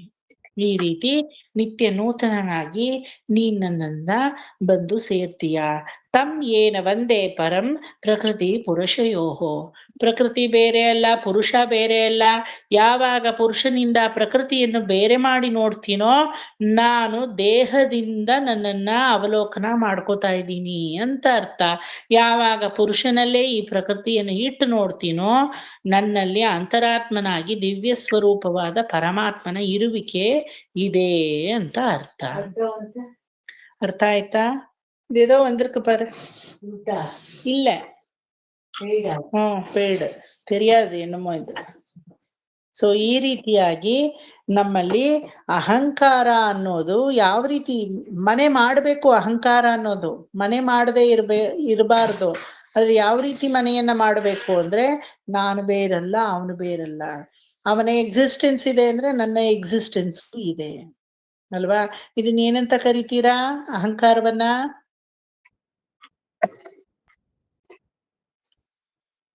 ಮತ್ತೆ ಮೌನ. ನೀವೇನ್ ಕರಿತೀರೋ ಅದೇ ನಾನು ಕರೆಯೋದು ಅಷ್ಟೇ. ಏನ್ ಕರಿತೀರಾ? ಸಾತ್ವಿಕ ಅಹಂಕಾರ, ರಾಜಸಿಕ, ತಾಮಸಿಕ, ಸಾತ್ವಿಕ. ತೈಜಸ ಅಹಂಕಾರ, ರಾಜಸಿಕ ಅಹಂಕಾರ, ಸಾತ್ವಿಕ ಅಹಂಕಾರ. ಸಾತ್ವಿಕದಿಂದಲೇ ಮನಸ್ಸು ಬುದ್ಧಿ ಅನ್ನೋದು ಹುಟ್ಟುತ್ತೆ ಅಂತ ಲಾಸ್ಟ್ ಚಾಪ್ಟರ್ ಬರ್ಸಿದ್ದೆ. ಈಗ ಪುಸ್ತಕತೆ ಪೆರಟಿ ಪಾತಾಳೋದು ಕಡಿಕೆ ಅದು, ಈ ಆಮೇಲೆ ಬೇಕಾದ್ರೆ ನೋಡ್ಕೊಳ್ಳಿ ಆಯ್ತಾ? ಸೊ ಆ ಸಾತ್ವಿಕ ಅಹಂಕಾರ ನಮ್ಮಲ್ಲಿ ಹೆಮ್ಮರವಾಗಿ ಬೆಳಿಬೇಕು, ಸುಮ್ಮನೆ ಅಲ್ಲ ಹೆಮ್ಮರವಾಗಿ ಬರಬೇಕು. ಜಂತು ಹೇಳ್ತಾನೆ, ಜೀವನಾದವನು ಅಲ್ಪ ಸ್ವಲ್ಪ ಭಕ್ತಿಯನ್ನ ಮಾಡಿದಕ್ಕೆ ಈ ಎರಡು ಕೈಯು, ಈ ಕೈ ನೇರ ಈ ಕೈ, ಅದ್ ಮಗು ಹೇಳುತ್ತೆ ಹಿಂಗಿಡುತ್ತಲ್ವಾ ಗರ್ಭದಲ್ಲಿ, ಎವನ್ ಹೊರುತ್ತಾನ ஒரு கையை இப்படி சேர்த்து ನಮಃ ನಾನು ನಿನ್ನವನು, ನಮಃ ನಾನು ನಾನಲ್ಲ ನಾನು ನಿನ್ನವನು, ನಮಃ ಅಂತ ಇನ್ನೊಂದ್ಸಲ ಹೇಳ್ಬಿಡ್ತಾನೋ ಮುಗೀತು ಕತೆ. ಆ ಜೀವನಿಗೆ ಎಷ್ಟು ಎಷ್ಟು ಎಷ್ಟು ಎಷ್ಟು ಎಷ್ಟು ಎಷ್ಟು ಅನುಗ್ರಹ ಮಾಡಿದ್ರು ಈ ಒಂದು ನಮಸ್ಕಾರಕ್ಕೆ ನಾನೇನು ಮಾಡ್ಲಿಲ್ವಲ್ಲ, ನಾನೇನು ಮಾಡ್ಲಿಲ್ವಲ್ಲ, ನಾನೇನು ಮಾಡ್ಲಿಲ್ವಲ್ಲ, ನಾನೇನು ಮಾಡ್ಲಿಲ್ವಲ್ಲ ಅನ್ನೋ ಗಿಲ್ಟು ಭಗವಂತನಿಗೆ ಕಾಡ್ತಾ ಇರ್ತದೆ. ನಾವೆಲ್ಲ ಮಾಡಿಸ್ಕೊಂಡು ಏನಾದ್ರೂ ಚೂರಾದ್ರೂ ಗಿಲ್ಟಿ ಇದೆಯಾ ನಮಗೆ? சகலமோ பகவான் பண்ணியாச்சு நமக்கு. ஒரு தாயாகவும் தந்தையாகவும் எல்லாவாகவும் சகல பந்துவாகவும் ஒரு ஆச்சாரியனாகவும் எல்லாம் பண்ணியாச்சு. ನಾವು ಮಾಡಿಸ್ಕೊಂಡ್ವಿ ಅನ್ನೋದು ಚೂರು ಇಲ್ಲ. ಲವಲೇಶವಾಗಿ ಮಾಡೋದು ನಿನ್ನ ಕರ್ಮ, ಮಾಡಿಸ್ಕೊಳ್ಳೋದು ನಿನ್ನ ಧರ್ಮ. ಪರಮಾತ್ಮನಿಗೆ ಏನು ಮಾಡಿಲ್ಲ ನಾವು. ಇದು ரெண்டு கையும் சேர்த்து நமஹா பண்ணியாச்சு. ಅಯ್ಯೋ ಇಪ್ಪಡಿ ಪಣ್ಣಾನೆ, ಈ ರೀತಿ ಮಾಡಿದ್ನಲ್ಲ, ಈ ರೀತಿ ಮಾಡಿದ್ನಲ್ಲ, ಈ ಒಂದು ನಮಸ್ಕಾರ ನಾನು ಎಷ್ಟು ಅವನಿಗೆ ನನ್ನನ್ನೇ ಕೊಟ್ರು ಸಾಕಾಗ್ತಾ ಇಲ್ವಲ್ಲ ಅಂತ ಅಂಗಲಾಚ್ತಾನಂತೆ. பெரிய பிராட்டி சொல்றா, ಭೂಸ್ತುತಿನಲ್ಲಿ ವೇದಾಂತ ದೇಶಿಕರು ಹೇಳ್ತಾರೆ, ಪಿರಾಟಿ இடத்துல போய் ಕರ್ಣಮೂಲೆ ಬೆಡ್ರೂಮ್ ಮಾತುಗಳು ಅಂತ ಕೆಲವೊಂದು ಇರುತ್ತಂತೆ.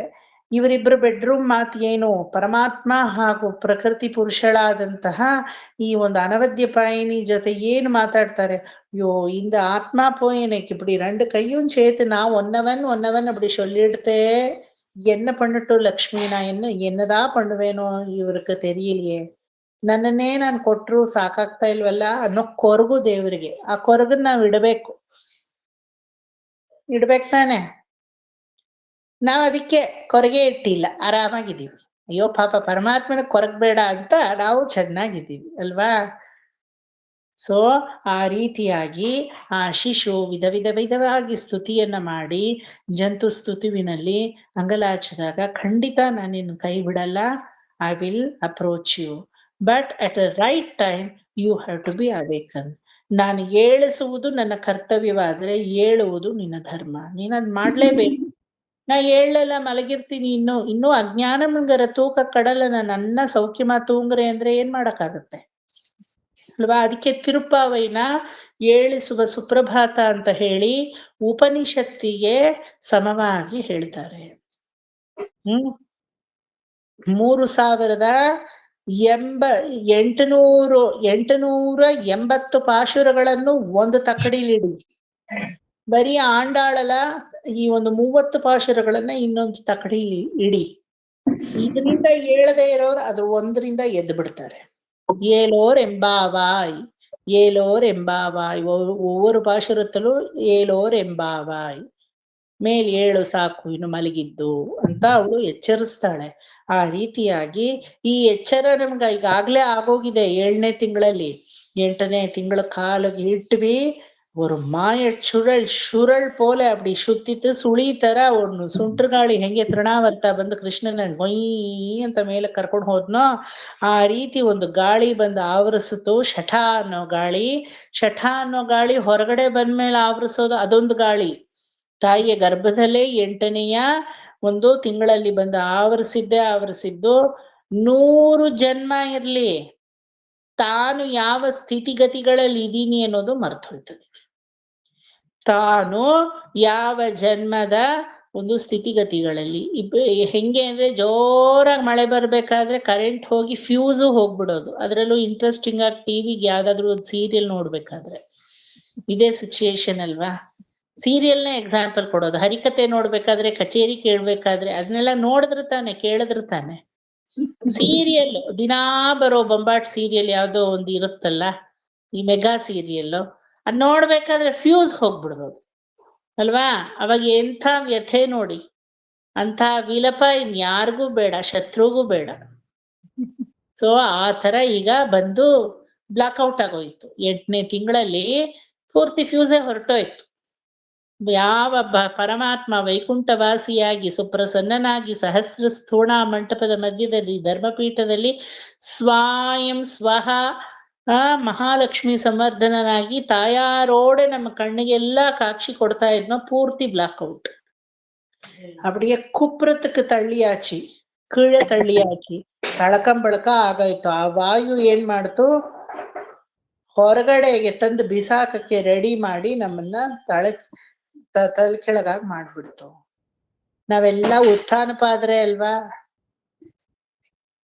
உத்தான பாத தானே நாவெல்ல. உத்தான பாத, தலை எங்க இருக்கோ அங்க கால் இருக்கு, கால் எங்க இருக்கோ அங்க தலை இருக்கு ಅಲ್ವಾ. ಸೊ ಎಲ್ಲ ಸಕಲ ಜ್ಞಾನವೂ ಹೋಗ್ಬಿಡ್ತು, ಎಲ್ಲವೂ ಶೂನ್ಯವಾಗೋಯ್ತು, ಮಂಗಲ ಆಗೋಯ್ತು. ನಾನು ಪರಮಾತ್ಮನನ್ನ ನೋಡ್ದೆ ಅನ್ನೋದು ಮರ್ತೋಯ್ತು, ಪರಮಾತ್ಮನಲ್ಲಿ ಏನು ಭಿನ್ನವಿಸ್ಕೊಂಡೆ ಅನ್ನೋದು ಮರ್ತೋಯ್ತು, ಪರಮಾತ್ಮ ಅನ್ನೋನು ಒಬ್ಬ ಇದ್ದಾನೆ ಅನ್ನೋದು ಹೊರಟೋಯ್ತು.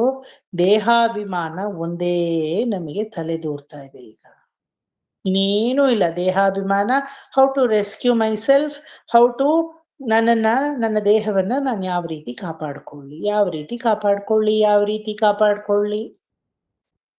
ಇದಕ್ಕೆ ரொம்ப ನನ್ನ ஒரு கதை சொல்லுவா. திருக்கண்டமங்கை ದಿವ್ಯ ದೇಶத்துல ಅಲ್ವಾ. ನಂಜಿಯರ್ ಅಂತ ಒಬ್ರಿದ್ರು.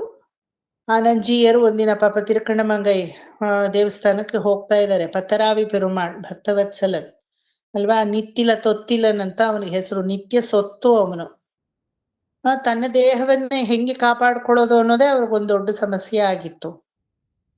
ಎರಡು ನಾಯಿ ಜಗಳ ಆಡ್ತಾ ಇದ್ವು ಪಾಪ ರಾಜಗೋಪುರದ ಕೆಳಗಡೆ. ಕೇಳಿದೀರಾ ಅಲ್ವಾ ಇದನ್ನ ಕಥೆನ? ಈ ನಾಯಿ ಆ ನಾಯಿನ್ ಕಚ್ಚಿ, ಆ ನಾಯಿ ಈ ನಾಯಿನ್ ಕಚ್ಚಿ, ಯಾವ್ದೋ ಒಂದ್ ನಾಯಿ ಹೋಗ್ಬಿಡ್ತು ಅದ್ರಲ್ಲಿ. ಆ ನಾಯಿನ ಸಾಕಿದ್ದ ಇಬ್ರು ಓನರ್ ಬಂದ್ಬಿಟ್ರು ಜಗಳಕ್ಕೆ. ಕತ್ತಿನ ತಗೊಂಡು ಒಬ್ರನ್ನೊಬ್ರು ಚುಚ್ಚೋ ಅಳವಿಗೆ ಹೊರಟೋಯ್ತು ಜಗಳ. ಈ ಎಕ್ಕಶ್ಚಿತಿ ನಾಯಿನ ಸಾಕಿದ ಓನರೇ ಆ ನಾಯಿನ ಈ ನಾಯಿನ ಕಾಪಾಡಕ್ಕೋಸ್ಕರ ಅವರೇ ಹೊಡೆದಾಡ್ಕೊಂಡು ಕತ್ತಿನ ತಗೊಂಡು ಒಬ್ರನ್ನೊಬ್ರು ಚುಚ್ಚಕ್ಕೆ ಹೋದಂತಹ ಮನುಷ್ಯರು, ಇನ್ನು ಭಗವಂತ ಸಕಲವನ್ನು ಅವನ ಒಂದು ಅಂಡ ಕುಕ್ಷಿಯಲ್ಲಿ ಇಟ್ಕೊಂಡು ಕಾಪಾಡಿ ಅವನ ಮಕ್ಕಳ ತರ ನಮ್ಮನ್ನ ಹುಟ್ಟಿಸಿದಾನೆ ಅಂದ್ರೆ ನನ್ನ ದೇಹವನ್ನ ನಾನ್ ಯಾರು ಕಾಪಾಡ್ಕೊಳಕ್ಕೆ?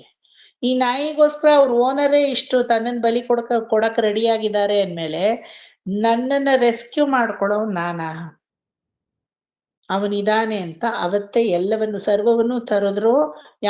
ಯಾಮುನಾಚಾರ್ಯರ ತಿರುವಡಿಯಲ್ಲಿ ಹೋಗಿ ಬಿದ್ದು, ಯಾಮುನಾಚಾರ್ಯರ ಕಾಲದವರು, ರಾಮಾನುಜರ ಕಾಲದವರಲ್ಲ ಅವರು, ಇನ್ನು ಹಿಂದಿನವರು, ಹೋಗಿ ಆಳವಂದೀರೇ ನೀರೇ ಗತಿ ಅಂತ ಶರಣಾದ್ರು. ತಿರ್ಕಣ್ಣಮಂಗೈ ಹೋದ್ರೆ ಈ ಒಂದು ಆ ನಾಯಿ ಜಗಳ ಆಡಿರೋ ಸ್ಥಳವನ್ನು ತೋರಿಸ್ತಾರವ್ರು. ಈ ಒಂದು ನಾಯಿಗೋಸ್ಕರ ಅವ್ರ ಓನರೇ ತಮ್ಮ ಜೀವನವನ್ನ ಅರ್ಪಿಸಕ್ಕೆ ರೆಡಿಯಾಗಿದ್ರು ಅಂದ್ಮೇಲೆ ಇನ್ನು ನಮ್ಮನ್ನ ಪರಮಾತ್ಮ ಬಿಡ್ತಾನ? ಆ ನಂಬಿಕೆ ಬರ್ಬೇಕಂತೆ. ನಂಜಿಯರ್ಗೆ ಯಾವ ರೀತಿ ಬಂತೋ ನಂಬಿಕೆ ಆ ರೀತಿ ಬರ್ಬೇಕು. ಸೊ ಈ ರೀತಿಯಾಗಿ ಆ ಒಂದು ನಂಬಿಕೆ ಅನ್ನೋದು ಮನಸ್ಸಲ್ಲಿ ಆ ಶಿಶುವಿಗೆ ಕೆಲಸ ಮಾಡುತ್ತೆ. 8ನೇ ತಿಂಗಳಲ್ಲಿ ಸಕಲವನ್ನು ಮರೆತಂತಹ ಶಿಶು 80ನೇ ವಯಸ್ಸಾದ್ರೂ ಯಾರ ಸ್ಮರಣೆಯನ್ನ ನಾನು ನನ್ನ ತಾಯಿಯ ಗರ್ಭದ ಒಳಗೆ ಇದ್ದಾಗ ಮಾಡಿದ್ನೋ ಅವನ ಸ್ಮರಣೆಯನ್ನೇ ಮಾಡ್ಬೇಕು ಅನ್ನೋ ನೆನಪನ್ನ ನಾವಿಟ್ಕೋಬೇಕು ಅಂತ ಈ ಜಂತು ಸ್ತುತಿಯ ಫಲಶ್ರುತಿ ಹೇಳುತ್ತೆ. ಎಲ್ಲಾರ್ಗೂ ಅರ್ಥ ಆಯ್ತಾ? ಕ್ಲಿಯರ್ ಆಗಿ ಅರ್ಥ ಆಯ್ತಾ? ಜಂತು ಸ್ತುತಿ ಅಂದ್ರೆ ಮತ್ತಿನ್ನೊಂದ್ಸಲ ನಾನು ಮಾಡಲ್ಲ, ಯಾಕಂದ್ರೆ ಇದೆಲ್ಲ ಮತ್ ಮಾಡಿದ್ರೆ ಅದ್ರ ಸೊಗಡು ಹೊರಟೋಯ್ತು. ಅಯ್ಯೋ ಸರ್ ಜಂತು ಸ್ತುತಿ ತಾನೆ ಹೇಳಾಯ್ತು ಬಿಡಿ ಅಂತೀರಾ ನೀವೇ. ಅದು ಹಂಗೆ ಉಳಿಬೇಕು ಅಂದ್ರೆ ಅಮೋಘವಾಗಿ ಒಂದ್ಸಲ ಕೊಡ್ಬೇಕಷ್ಟೇನೆ ಅಲ್ವಾ? ಸೊ ಈ ಜಂತು ಸ್ತುತಿವಿನಿಂದ ನಮ್ಮ ಇಹ ಹಾಗೂ ಪರದ ಒಂದು ಜರ್ನಿಯನ್ನ ನಾವೇ ಕಂಡುಕೋತೀವಿ. ಪರಮಾತ್ಮ ನಮ್ಮಲ್ಲಿ ಗೋಚರವಾಗಿ ಅವನು ತನ್ನ ದಿವ್ಯ ರೂಪವನ್ನ ತೋರಿಸಿ, ನೀ ಬೇರೆ ಯಾರೂ ಅಲ್ಲ, ನೀನು ನನ್ನ ಮನೆ, ನೀನು ನನ್ನ ವಸ್ತು ಅಂತ ಹೇಳಿದಾಗ ನಾವು ಒಪ್ಕೊಂಡು ಇನ್ನು ಯಾವ ರೀತಿಯಲ್ಲೂ ನಿನ್ನನ್ನ ಮರೀದೇ ಇರೋ ತರ ಒಂದು ವರವನ್ನ ಕೊಡು ಅಂದಾಗ ಅವನು ಅದನ್ನ ಕೊಡ್ತಾನೆ. ಆದ್ರೆ ವರವನ್ನ ಕಾಪಾಡ್ಕೊಳ್ಳೋದು ನಮ್ಮ ಕೈಯಲ್ಲಿದೆ ಅಲ್ವಾ? ಈಗ ನಾವು ವರವನ್ನ ಪಡ್ಕೊಂಡ್ ಬಂದಿರೋರಾಗಿದ್ದೀವಿ, ಅದನ್ನ ಕಾಪಾಡ್ಕೊಳ್ಳೋದು ನಮ್ ಕೈಯಲ್ಲಿ ತಾನೇ ಇದೆ. ಹೌದು. ನನ್ನ ಮೋಜು ಮಸ್ತಿಗೆ ನಾನು ಅವನನ್ನ ಮರ್ತ್ ಕೂತ್ರೆ ಅದ ಅವಂದ ತಪ್ಪು? ಇಲ್ಲ. ಎಂದಿಗೂ ನಾವು ಒಂದು ಕೇಳ್ಕೊಂಡ್ವಿ, ದಯವಿಟ್ಟು ಈ ತಾಯಿಯ ಗರ್ಭದಿಂದನೇ ನನ್ನನ್ನು ಹೊರಗಡೆ ಬಿಡಬೇಡ ಸಾಕು ಅಂತ. ಅದನ್ನ ಮಾಡಕ್ ಆಗಲ್ಲ, ಅದ್ರ ಬದಲು ಬೇರೆ ಏನಾದ್ರು ಕೇಳ್ಕೊ ಅಂದ ಅವನು. ಸರಿ, ಹಾಗಾದ್ರೆ ಸ್ಮರಣೆ, ಎಂದಿಗೂ ಸ್ಮರಣೆ, ನಿನ್ನ ಸ್ಮರಣೆ ನಿರಂತರವಾಗಿ ನನ್ನಲ್ಲಿ ಇರೋ ತರ ಮಾಡು, ತಥಾಸ್ತು. ಆದ್ರೆ ನೀವು ಮತ್ ಮರಿತಾ ಇದ್ರೆ ಅಲ್ವಾ? ಪರಮಾತ್ಮ ನಮ್ಮ ಭಾಗವತದ ಗುರು ತರ ಅಲ್ಲ ಅವನು. ನೀವೆಷ್ಟು ಚಾಪ್ಟರ್ ಮರೆತ್ರು ನಾನು ಮರ್ಕಳಿಸಿ ಹೇಳ್ತೀನಿ, ಆದ್ರೆ ಅವನ ಆ ಥರ ಅಲ್ವಲ್ಲ, ಮರ್ತೆ ಹೋಗಂತ ಕೈ ಬಿಟ್ಬಿಡ್ತಾನ ಅವನು ಅಲ್ವಾ?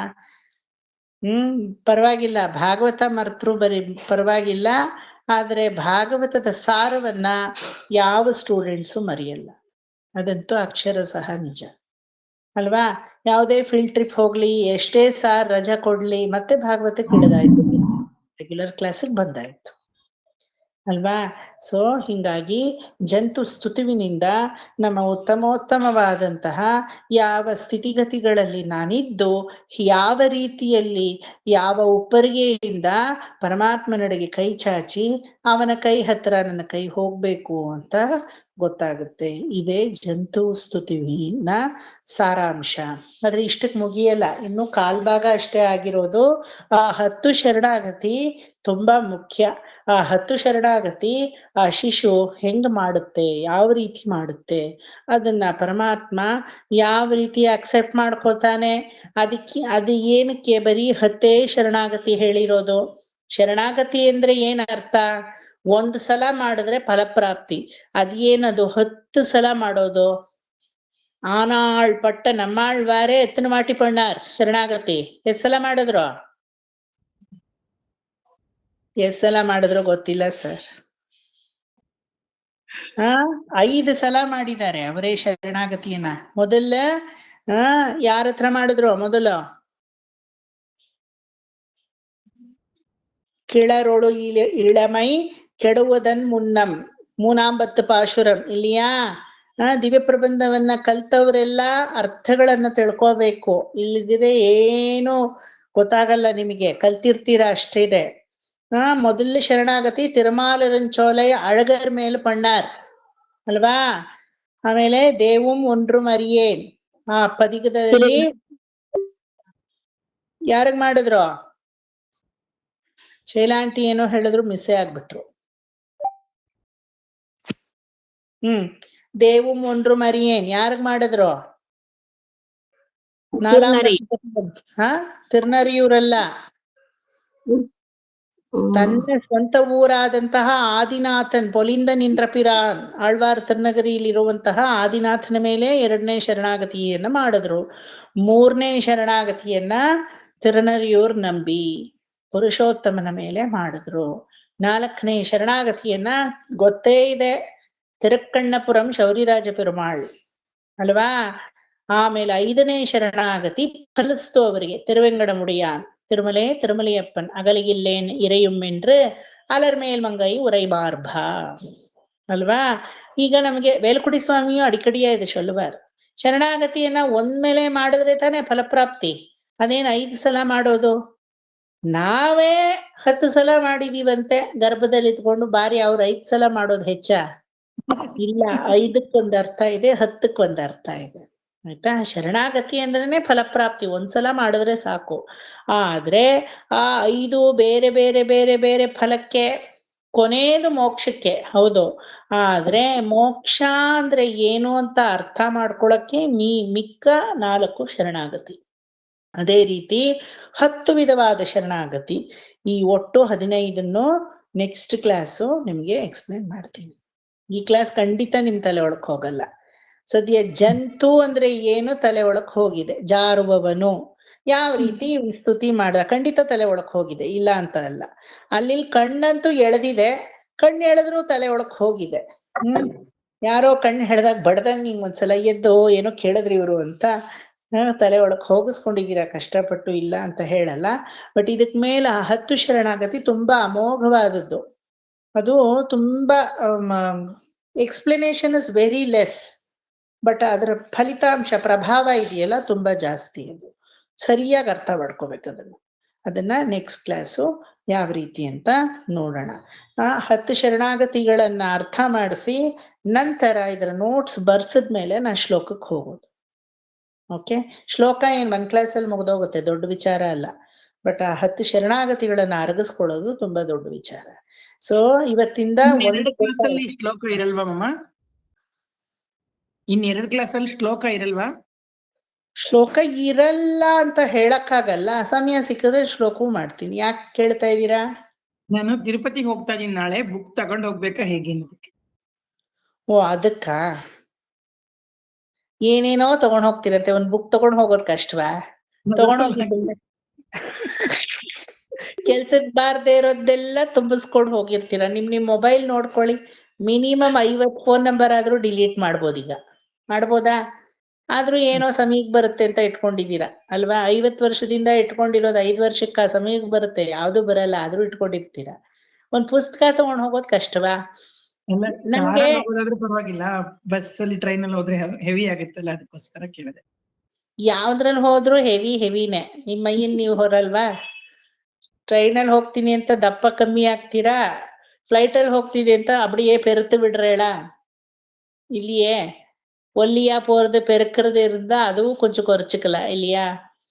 ಒಂದು ಪುಸ್ತಕದಲ್ಲಿ ಏನೂ ಆಗಲ್ಲ, ತಗೊಂಡು ಹೋಗಿ ಅಕಸ್ಮಾತ್ ಬಿಟ್ಟು ಹೋದ್ರು ನೋ ಪ್ರಾಬ್ಲಮ್. ನಂಗೆ ಗೊತ್ತಿಲ್ಲ, ಸಂಯೋಚಿತವಾಗಿ ಅವಾಗ ಶ್ಲೋಕ ಹೇಳ್ಕೊಡ್ಬೇಕು ಅಂದ್ರೆ, ಮಾಮಿ ನಿಮಗ್ ಭಾರ ಆಯ್ತಾ ಪುಸ್ತಕ ಹೇಳ್ಕೊಡ್ಲಾ ಬೇಡವಾ ಅಂತ ಕೇಳಕ್ಕಾಗಲ್ಲ ಅಲ್ವಾ? ಆಗತ್ತಾ ಕೇಳಕ್ಕೆ? ಮಾಮಿ ಹಗುರವಾಗಿದ್ಯಾ ಈಗ ಪುಸ್ತಕ ಶ್ಲೋಕ ಹೇಳ್ಕೊಡ್ಲಾ ಅನ್ನಕ್ಕಾಗತ್ತಾ?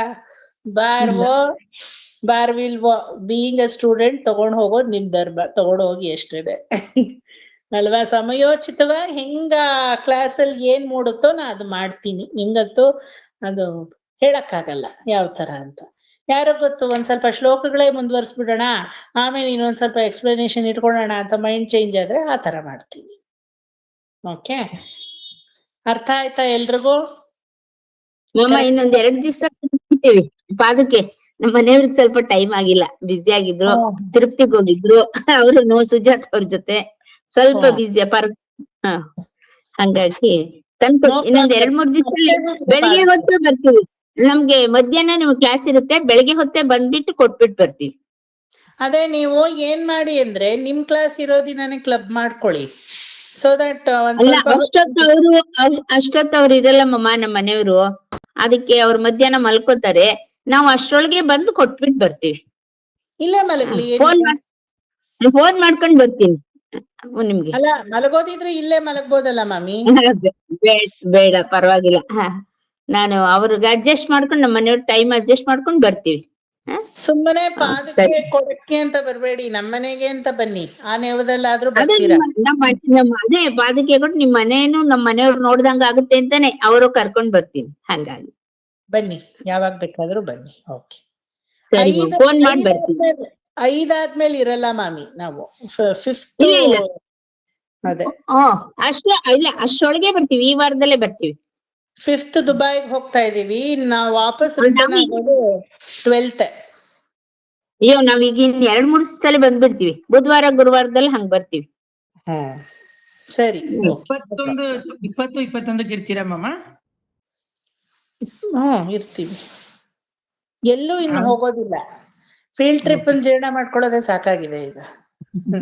ಒಂದ್ ರಾಶಿ ತಂದ್ಬಿಟ್ಟಿದೀನಿ ಸ್ಟಫ್, ಫೋಟೋ ಅಂತೆ, ವಿಡಿಯೋ ಅಂತೆ, ಅಲ್ಲಿ ಎಲ್ಲಾರನು ಇಂಟರ್ವ್ಯೂ ಮಾಡಿದ್ದಂತೆ ಎಲ್ಲ ಕುತ್ಕೊಂಡು ನಿಮ್ ಕ್ಲಾಸ್ ಬರೋ ಹೊತ್ತಿಗೆ ಎಲ್ಲ ಒಂದಷ್ಟು ನೋಟ್ಸ್ ಮಾಡ್ತೀನಿ.